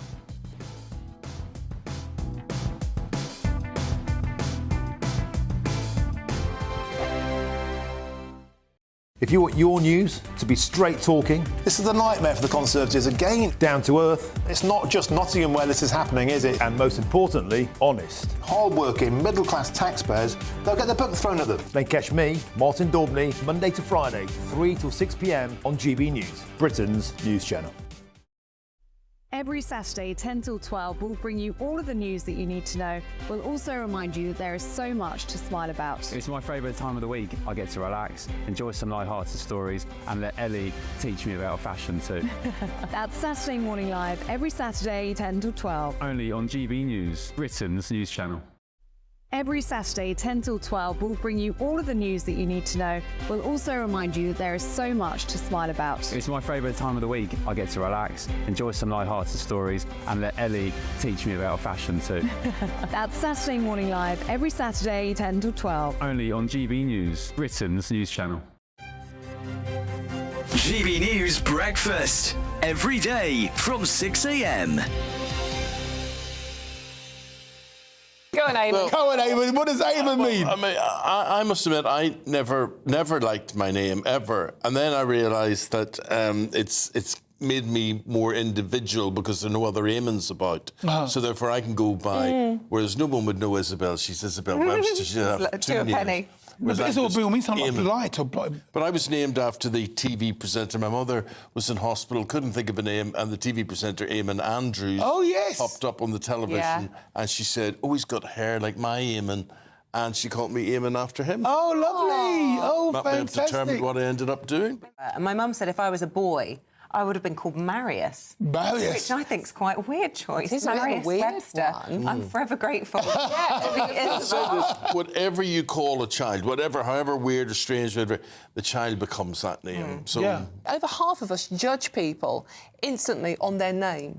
So we make assumptions on people based on their name. I'm not sure I do, but I mean, you mentioning you changing your name from an African name to a more anglicised name. No doubt about that. So there's no doubt about that. Like, you know, if I'm on the blower, I sound like a London boy. Yeah. But I turn up as Keezy. Boy, mate, you don't belong around here. That was what it was like 50 years ago. You know, now, I mean, and like even today. So sometimes today, I get some speaking engagements, and I will wear my traditional wear because you know I've accepted Keezy and my African heritage. And then the abuse you get on social media, you're not British, call yourself English, mate. No. You know, and you get all sorts of lyrics. So a name, when a name says your ancestry is from another part of the country, part of the world, it can be detrimental. GB News, the People's Channel. Nightmare commute? Kick it up a gear with GB News Radio. You can listen online and on DAB+, and on the GB News app. We're also on TuneIn and the Radio Player apps. From the school run to rush hour, get revved up with GB News Radio. We are the People's Channel, Britain's news channel. I'm Stephen Dixon, and thanks for joining us on GB News, Britain's news channel.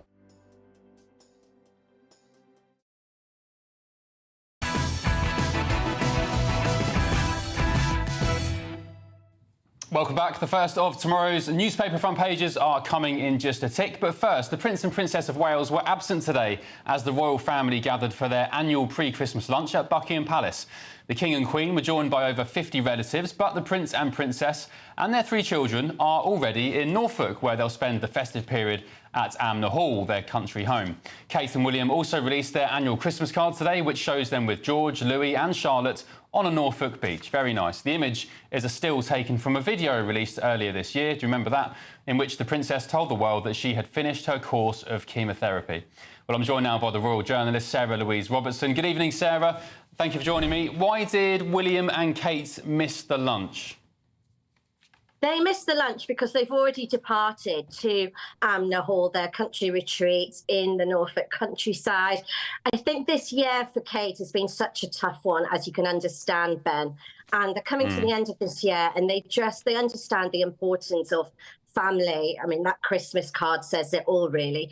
And for them, this is a time now for them just to have some quiet family time, away from the hustle and bustle, just as a family, wind down before next week's festivities on Christmas Day, when they'll be at Sandringham House with the rest of the royal party. And then we know Kate's coming back into full-time work next year. So I think for them, this was just a chance just to recuperate away from the London scene, the hustle and bustle, and just have a little bit of peace and a little bit of just family time in the countryside where they feel safe, away from it all, and they can just be themselves as a family. OK, we won't deny Catherine that, of course, after the year she's had. Just explain this lunch today at Buckingham Palace. What was it exactly? Was it for the wider royals who aren't going to Sandringham? Yes, it's a lunch that has been held for many, many, many years. The late Queen always looked forward to it. It's when we see all of the royal family come together and be together before Christmas, because they've all got different in-laws. Obviously, they're very spread out. There's many, many different levels to them. But it was the way for the Queen to sort of recognise everybody. King Charles has carried on this tradition, but there were some notable absentees from Buckingham Palace Day. It wasn't just the Princess and Prince of Wales and their children that were missing. We didn't see Prince Andrew, for example, or Sarah Ferguson, the Duchess of York.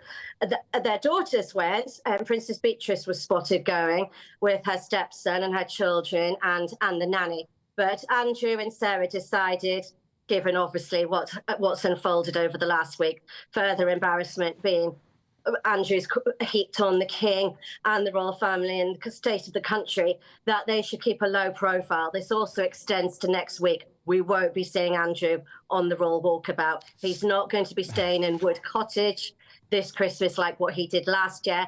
He's going to be staying at Royal Lodge with Sarah Ferguson, and their two daughters are both spending Christmas with their in-laws. Although I have been told that Princess Eugenie has been extended an invitation by the Sussexes in Montecito, California, to go and spend Christmas with them over there, which is controversial. Whether that's happening...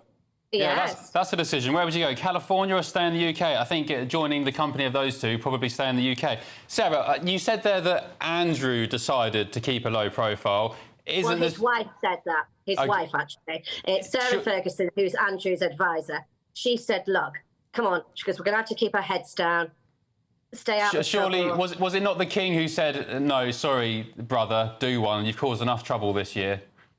I think Charles is very polite, and I think in these situations, courtiers and other people do that chastising for him. But Sarah Ferguson herself said, let's not make any protest, keep our heads down, let's not bring further embarrassment and cause trouble to the King and to the rest of the royal family. Let's just stay away. And so the King was saved from public humiliation and embarrassment. Not that anyone would blame King Charles for what's happened. Fortunately, Andrew's just this adversary in the King's side, but the King does love his brother. It is his brother after all. And it's probably a shame for him that this has happened yet again, just when maybe he thought maybe Andrew possibly may have been trying to make some sort of small amends. He had been keeping a low profile up until now.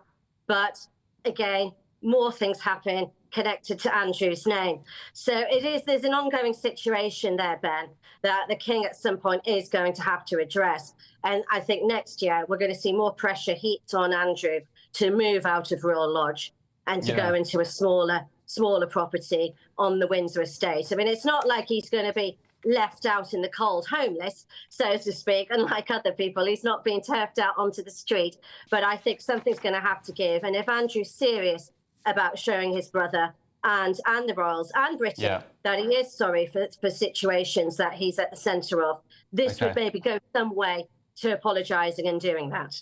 OK, Sir Louise, thank you. I don't have much sympathy for Andrew rattling around Royal Lodge in Great Windsor Park. It's about a 20-bedroom mansion/cottage. So, yeah, I think he deserves the isolation, if you ask me. Thank you for joining me this evening. OK, coming up, the very first of tomorrow's newspaper front pages have just landed. Some big stories on those front pages. I'll share them with you in just a tick. Oh, by the way, check out this BBC clip. I'll go where the BBC won't with this new Christmas single. Take a look. It'll be freezing this Christmas while Keir Starmer's warm. More of that in just a sec. Back in a minute. Hello there, good evening. Welcome to your GB News weather update from the Met Office. As we head into tomorrow, we are expecting some outbreaks of rain. This could be heavy at times, largely dry elsewhere, though we can't rule out some showers, and it is going to be fairly windy, particularly as we head into the weekend.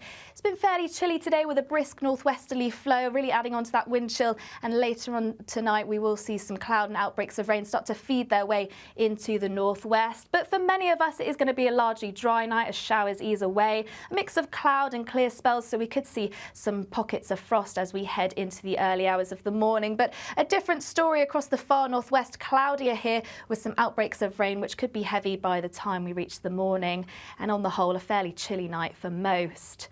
So to start on Friday then, these outbreaks of rain are slowly going to skirt their way towards the southeast of the country. Heavy at times, possibly falling as snow to hills across Scotland. Similar across Northern Ireland, likely to be quite a wet start here. But elsewhere it should be largely dry, perhaps a few showers around parts of Wales and across the southwest too. Cloudier here with the driest of the weather across the far south and southeast. Through the course of the day, though, we'll eventually see those outbreaks of rain slowly sink their way towards the southeast of the country. To the north of this, turning quite blustery with plenty of showers around coastal areas. These could be heavy at times. We may even see some hail and possibly some snow across hilly areas too. Temperatures a degree or two up compared to Thursday, but it is still going to be feeling fairly chilly, particularly in those brisk northwesterly winds across Scotland. Heading into Saturday, another unsettled day, very strong winds at times, particularly across the northwest of the country, outbreaks of rain and very blustery showers at times across Scotland. Once again, these could be turning to snow across high ground, perhaps merging into longer spells of heavy outbreaks of rain too. Fairly unsettled on Sunday too, so do keep an eye on our website for any warnings. Bye for now. I'm Christopher Hope. From pop stars to politicians, I'll interview anybody in a pub who's got a political opinion. Join me every Friday on Spotify, Apple Podcasts, YouTube or gbnews.com, or wherever you get your podcasts.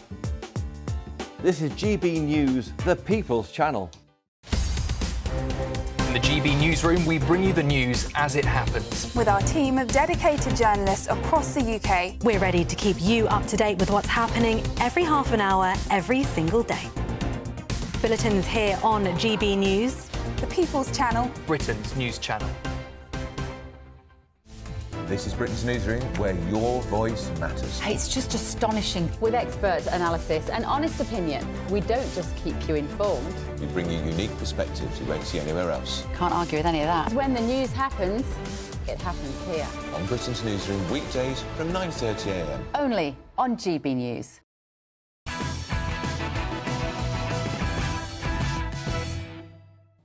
Hello, welcome back. Patrick Christys tonight with me, Ben Leo. The first newspapers have just dropped. Let's start with The Independent, which leads with freedom for Aung San Suu Kyi. She's the world's most prominent political prisoner, now 79 and in poor health. She's held in solitary confinement by the brutal military junta of Myanmar.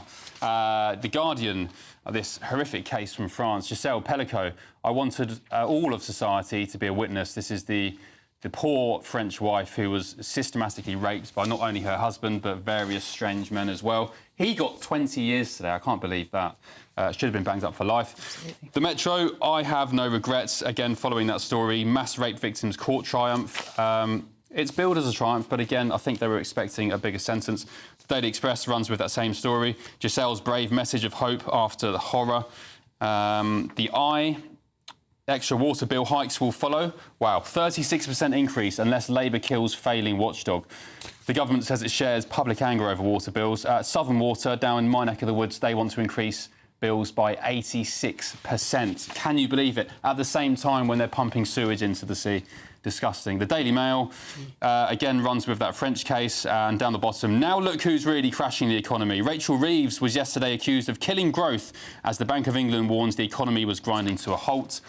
The Daily Telegraph, Prime Minister picks Mandelson to win over Trump. The new Labour grandee named as Washington ambassador to the US. That's Lord Mandelson is our new ambassador. And the Times, a picture of Giselle Pellico there. And the budget has left us with zero growth, says the Bank of England. Should we start with that one, Suzanne? Yeah. Rachel Reeves, I think in the budget speech in October, she mentioned the word growth something like 39 times. Banged on about it over and over again. What do we have? Rising inflation and no growth. Absolutely, and banged on about it before the general election, saying she was going for growth, then came along with her maiden budget. I mean, watching it, it was the very antithesis of growth. Yes. It was quite clear it was going to completely smash the economy, the way in which it targeted business, who, after all, you rely on businesses for your tax income. You rely on businesses to keep the big state that she wants going. And she's absolutely hammered them. So, yeah, and, you know, massive disappointment for people today. The Bank of England keeping interest rates on hold. People are still facing higher mortgage payments. You've got that now coming on top of inflation is going to grow. Interest rates could potentially even go up again. It's an absolute disaster because of all the price hikes that she's bringing in, because she's adding cost to business. And Sean, keen to, or crucial rather, to highlight, in the US, interest rates coming down, the economy is on the precipice of booming.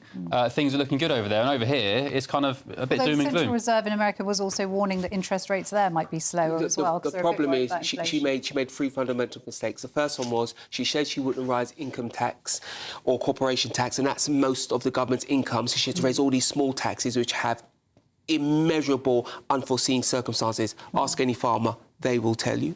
The second part is, of course, if you tax employment, then you're over. You're over, because straight away the first thing a business will have to do is protect itself from its highest costs, and you've just upped those highest costs. And thirdly, she simply does not have a plan. She arrived in government blaming people for a £22 billion black hole that she created. And let's be very clear, the OBR said there's no evidence for this hole, so it's a fallacy from her. And all of these three things together, and a few other things, are utterly crashed the economy, and now she is where Liz Truss is. She constantly badgers Liz Truss about being terrible. She has been equally terrible. Matthew, gilt yields were on the rise today. I think higher than during Liz Truss's tenure, and that brought her down. Why is Rachel Reeves not getting the same treatment? Well, because I mean, look, it's not easy for the government, but the government had to sort out the mess. The government had to pay the bills. The Tories hadn't put any money aside for things like the £10 billion bill for the affected blood scandal, for example. They just left that for the next government, as they called their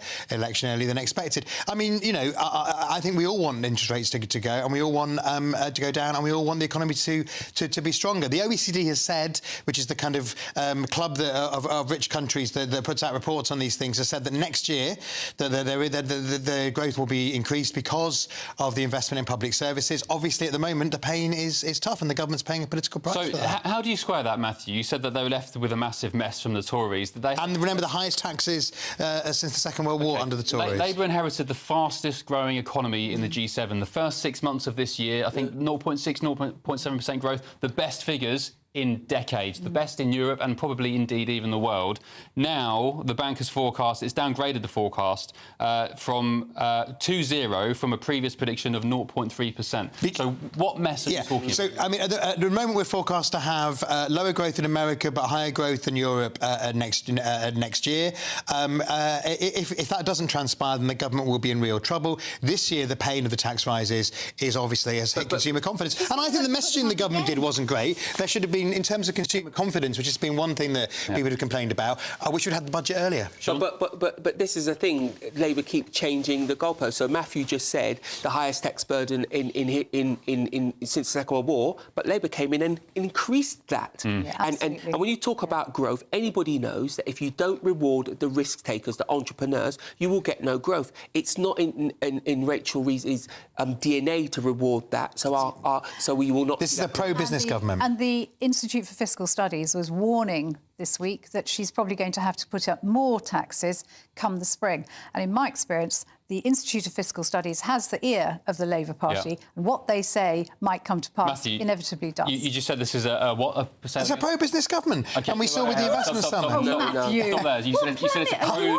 Absolutely, it's a pro-business government. So why did Rachel Reeves hike up national insurance for? Because it was a way of footing the bill that we have to for our so public that's not services. conducive for being It is because on things like the planning system, which is going to produce big dividends, is by liberalising planning laws, is by getting Britain building, is by getting 1.5 million homes built, by making it easier for business.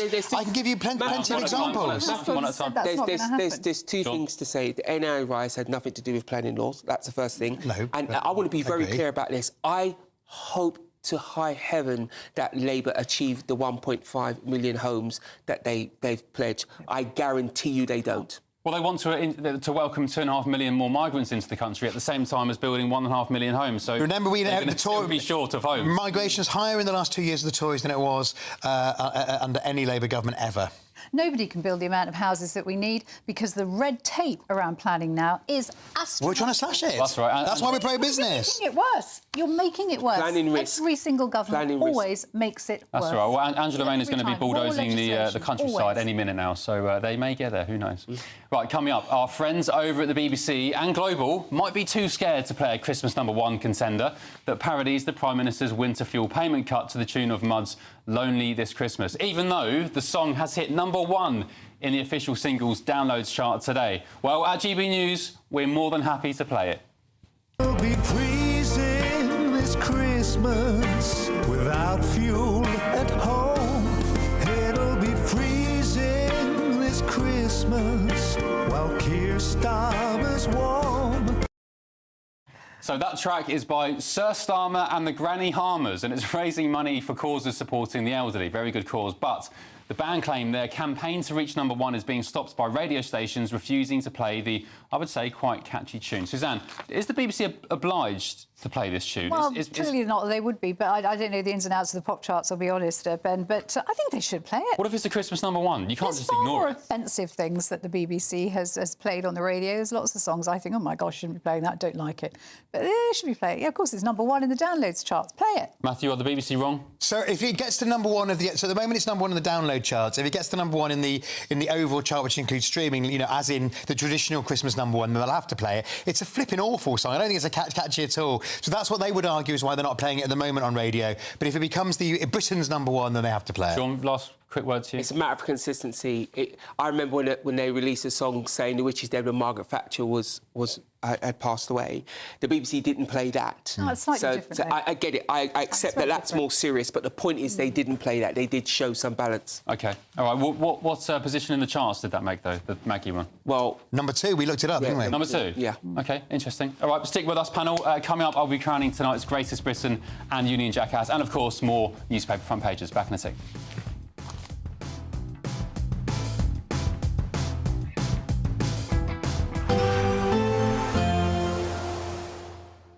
I forecast a perfect holiday in the sun. Weather looking good then? For sure, and no worries about our travel insurance. All Clear Travel Insurance sponsors GB News Travel Destinations forecast. There will actually be some hazardous weather across parts of southern Europe through the next few days, with a strong Mistral wind developing over southern France and into Corsica, leading gusts here of around 70 miles per hour and some hefty showers with that as well. Further east, and we have some heavy thunderstorms pushing across parts of Greece and into Turkey, and here we could see rainfall totals building up to around 200 millimetres. Elsewhere, there will be some fine weather around, with temperatures near or a little bit below average. All Clear Travel Insurance sponsors GB News Travel Destinations forecast.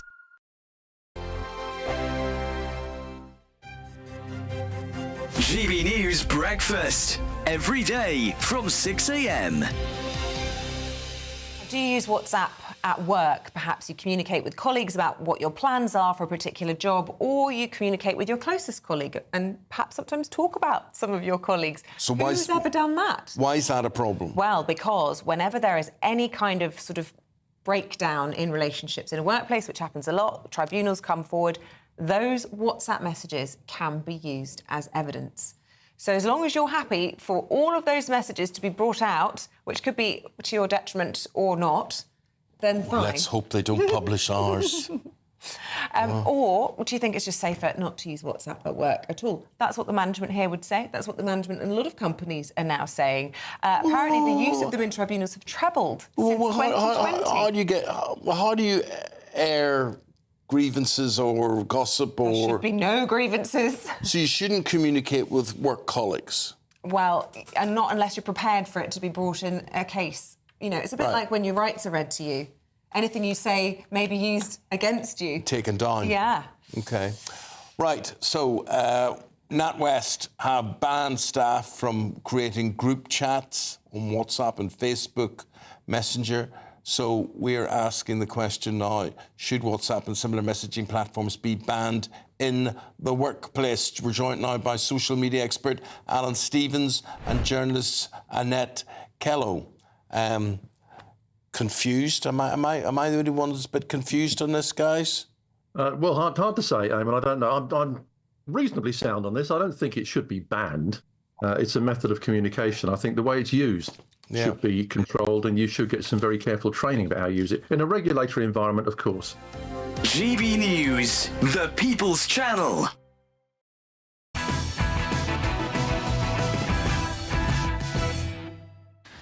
Welcome back. One more newspaper front page has just dropped, and it's The Times. The lead headline is "Budget has left us with zero growth," says the bank. We've just discussed that. And at the top here, breaking news tonight, Lord Mandelson is the new ambassador to the United States. He is hoped to turn Trump whisperer, according to the Prime Minister. Suzanne Evans, is Lord Mandelson going to be the Trump whisperer? Do you know, I have this picture of Lord Mandelson as being this darkly, deeply sinister character that's whispering evil in people's ears. So I don't know, I think it's quite He's fun. probably whispering, rejoin the single market. As you can gather, but... yeah, poor Trump having to deal with Mandelson. I wouldn't want to have to deal with Mandelson, but I'm sure Trump will handle him admirably. Sean, there's been Bad choice, though. Bad choice. I mean, who would you have picked? Who was there? Well, anybody but Mandelson, really, I think. Sean, there's been this narrative and discussion in recent weeks about there's been calls from Donald Trump's economic advisor to Britain to say, you know, reject the socialist EU and come and side with the US. And then there's been talk from the EU side saying, no, stick with the UK, with the EU. Starmer has said quite diplomatically, look, we don't need to pick sides. We'll be friends with both our neighbours. But is this pick of massive Romaniac Lord Mandelson, is this a sign from Keir Starmer that he's potentially going to be siding with the EU as opposed to the US? I've got to say no. I think Lord Mandelson is a sophisticated individual who can play both sides. I see him regularly. I wouldn't say we're friends or something, but he definitely is experienced enough, clever enough and charming when need to be to deal with it. I think he's a fairly good pick. Does he still want to rejoin the EU? He may well want to do that, but that's a slightly separate issue. Yeah. If we want to join the EU, that's on Starmer, not on him. Right. And does he have the ability to charm Trump? I would say he does. OK. Absolutely. Yeah, I mean,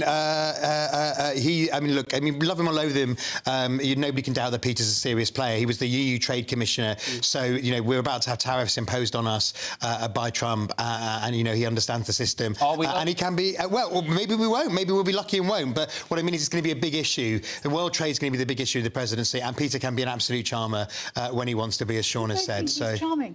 Yeah. Well, he's a friend of mine, so, you know... I've never met him, I'll be honest, but he doesn't strike me as being... Oh, no, when he wants to be, he can be very... He is very capable of achieving the goal that he wants to achieve, and if charm is the tool, you will see charm. I mean, you know, he is a good negotiator, and that's, you know, something that Trump values. Sorry to plug a 2-month-old interview, but I spoke to Eric Trump a while back at Trump International in Aberdeen, and I was asking about tariffs to the UK, and he said, look, my dad just likes loyalty and respect, and he said to Labour, to the activists who went to Pennsylvania, to people like David Lammy who made the comments in yesteryear, he said, just play nice. Yeah. Play nice, that's all we want. So, maybe a charm offensive. I think that he will like the fact that a big name has gone. Yeah. That one of the biggest names in British politics is being sent, because Trump likes to be taken seriously, and this is showing that, you know, we're taking it seriously. And Peter Em is obviously on the Labour-Democrat side of the fence, but he's never said any of those more silly things that people like He's grown up enough to not have a past that's going to be an issue. Yeah. And I have to say as well, I don't want to sound like I'm cheerleading for him, but I have to say he's also on top of the brief. This is his arena. He understands these things,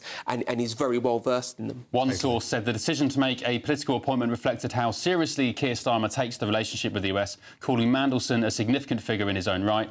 And he's believed to have been one of 4 candidates. Others included David Miliband, Matthew Larser. That's right. Well, So it looks like we've dodged the other the thing bullet. Peter's doing is Peter has a very successful business which he'll have to give up now. So he's also sacrificing that for public service, and it shows how he's committed to serving the country. Great. Well, let's hope the president-elect doesn't slap us with those much talked Fingers about crossed. tariffs. Time now for tonight's Greatest Britain and Union Jackass. Suzanne Evans, your Greatest Britain, please. So it's an honorary one, and what an honour it is to give this award. It's Giselle Pellico.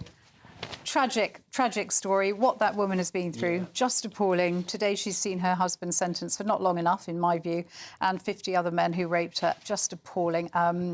What a brave woman for waiving her anonymity. Yeah, completely courageous. And also, I've been thinking in recent weeks about, have you heard about that OnlyFans girl who slept with 100 men and wants to do 1,000? I'm thinking about the kind of men who would queue up and do that. And again, in this case as well, what is wrong with some men? You know, these men and these husbands in this case, they were married, they were lawyers, they were postmen. It's despicable. I think it says a lot about the way in which pornography has taken over sexuality in our society. I think it's quite ubiquitous now. OK, good nomination. Sean, your Greatest Britain. My Greatest Britain is the Prince and Princess of Wales and their Christmas postcard. That's two. Well, they're a married couple. I'm putting your leg, counts Sean. as one. And their annual Christmas card. I think it's reminded us what's really important in life. And sometimes it's great to see people, prominent people, have everything it would seem in the world, but still go back to something that we can all build and have. Family. I just thought it was a really nice video. Yeah, very sweet. Well, we could all. I mean, I think we could all pick Giselle Pellico. I mean, it's an absolutely incredible story and incredibly brave. But mine, on a slightly more down to British note, is Education Secretary Bridget Phillipson, because this week she's announced, hasn't actually got the attention I think it deserves, she's announced a crackdown on schools forcing kids to buy uniforms with the logo on it. Oh, yeah. Which obviously for a lot of hard-pressed families who can buy the a smart jumper on the smart school uniform on the high street a lot cheaper, still look smart, still look uniform policy, but it will save families a lot of money. Sean, so that's mine. you don't seem to. What do you think about that? Because schools, it paints schools as monsters. I've been a school governor for years now. Schools bend over backwards to make sure that kids can have the right uniform. Some do. I'm going to say most. You don't join the teaching profession to be horrible to children, is what I would say. Yeah. And the thing about having the badge, it's about collectivism. It's about belonging to something. It's about looking like everybody else and having something to. Labour's not moving away from school uniform, but my mum sewed the badge on. That was much cheaper on your M&S sweater. Others are available. The point is, I worry about things. It's because it paints schools as the villain, and they absolutely are not. OK. It's going to be Giselle Pellico, of course, a very brave and courageous woman. The husband only got 20 years, which, for me, and I think some of the family involved think it was a bit of a sham, really. I think they were hoping for more. But let's move on very quickly. Union Jackass, please. So it's Ofwat for hiking bills by up to 53% today. It was founded in 1989 when water companies were privatised to hold water companies to account and to keep prices down. OK. Failed on both counts. Failures. Sean? Mine was Rachel Reeves for her utter devastation of the British economy. She has no understanding of how you deliver growth. She has no plan, and now we're all going to suffer. Matthew Larser. And mine is Conservative Shadow Minister Andrew Griffith, who's issued a cringeworthy appeal to Elon Musk to give his cash to the Tories and not reform. I think he's dreaming there. Good boy. That is quite funny. It's going to be Ofwat. I've said many times on this channel over recent months and whatever year or so, I am so sick and tired, like I'm sure many other Brits are, of going down to the seafront and I can't go for a dip or swim, or my kids can't paddle because the water company have been pumping raw sewage and absolute filth into the water. Panel, thank you very much. Ofwat is today's Union Jackass. Coming up next, it's Headliners presented by Stephen Allen. Stephen, what's in store tonight? We've got a good one for you. We're going to be talking about what the Tories are willing to do to get some of that sweet Elon money. Did you know the more people now are taking more in benefits than they are paying tax, which makes me feel bad for still signing on. And that song, the #1 thing, ain't going to get played. We'll give you more details next. Thanks, Stephen. Sounds great. Thank you, panel, tonight. Thank you, viewers at home. Have a lovely evening. Patrick is back tomorrow. If I don't see you, have a fantastic weekend.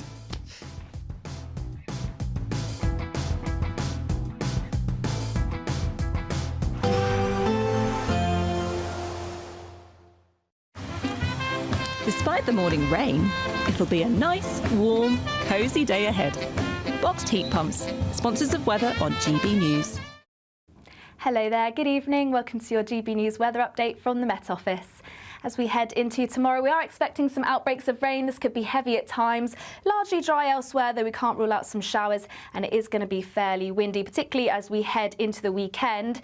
It's been fairly chilly today with a brisk northwesterly flow, really adding on to that wind chill, and later on tonight we will see some cloud and outbreaks of rain start to feed their way into the northwest. But for many of us, it is going to be a largely dry night as showers ease away, a mix of cloud and clear spells, so we could see some pockets of frost as we head into the early hours of the morning. But a different story across the far northwest, cloudier here with some outbreaks of rain which could be heavy by the time we reach the morning, and on the whole a fairly chilly night for most. So to start on Friday then, these outbreaks of rain are slowly going to skirt their way towards the southeast of the country. Heavy at times, possibly falling as snow to hills across Scotland. Similar across Northern Ireland, likely to be quite a wet start here. But elsewhere it should be largely dry, perhaps a few showers around parts of Wales and across the southwest too. Cloudier here with the driest of the weather across the far south and southeast. Through the course of the day, though, we'll eventually see those outbreaks of rain slowly sink their way towards the southeast of the country. To the north of this, turning quite blustery with plenty of showers around coastal areas. These could be heavy at times. We may even see some hail and possibly some snow across hilly areas too. Temperatures a degree or two up compared to Thursday, but it is still going to be feeling fairly chilly, particularly in those brisk northwesterly winds across Scotland. Heading into Saturday, another unsettled day, very strong winds at times, particularly across the northwest of the country, outbreaks of rain and very blustery showers at times across Scotland. Once again, these could be turning to snow across high ground, perhaps merging into longer spells of heavy outbreaks of rain too. Fairly unsettled on Sunday too, so do keep an eye on our website for any warnings. Bye for now. There will be a light breeze in the morning, leading to a warm front. Boxed heat pumps, sponsors of weather on GB News. It's the biggest, greatest Great British giveaway so far, with your chance to win a spectacular £50,000 in tax-free cash. 2025 could be amazing, with plenty of treats, holidays and fun on the horizon. How would you enjoy that cash? £50,000 will make someone our biggest ever winner. For another chance to win, text cash to 63232. One entry costs £2 plus one standard network rate message, or text bonus to 63232. 5 entries cost £5 plus one standard network rate message. Go to gbnews.com/win. Entries start from just £2. You can call 0903 681 3232. Calls cost £2 plus your network access charge. Or post your name and number to GB10 PO Box 8690 Derby DE1 9TT. UK only. Entrance must be 18 or over. Lines close at 6 p.m. on the 31st of January. Please check the closing time if listening or watching on demand. Good luck. GB News Breakfast, every day from 6 a.m. So maybe people are opting for the more traditional ways of meeting people. Organically. Meeting organically. It's the only way to actually... Well, I know some people have it's worked very well for some people. I mean, I personally think that doing things more organically is probably going to be better, or it's more to my taste. But it has worked well for lots of people. So I absolutely agree. There's a very interesting young woman, she's about 22, who writes on this and has a podcast called Freya India. And she talks about this dating industry, and she said all she ever wanted to do as a teenager was go down the pub and meet a man and fall in love.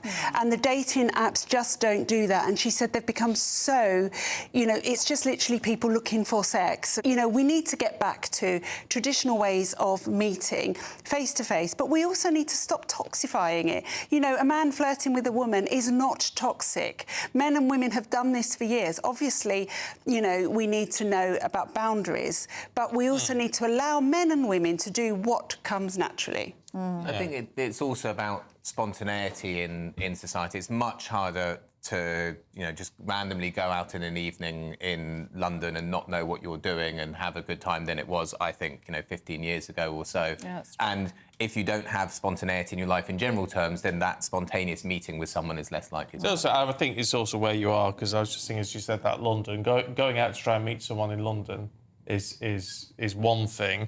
If you live in a small town and you go down your local pub, there's probably you're more likely to meet someone that you get to know over a period of time. And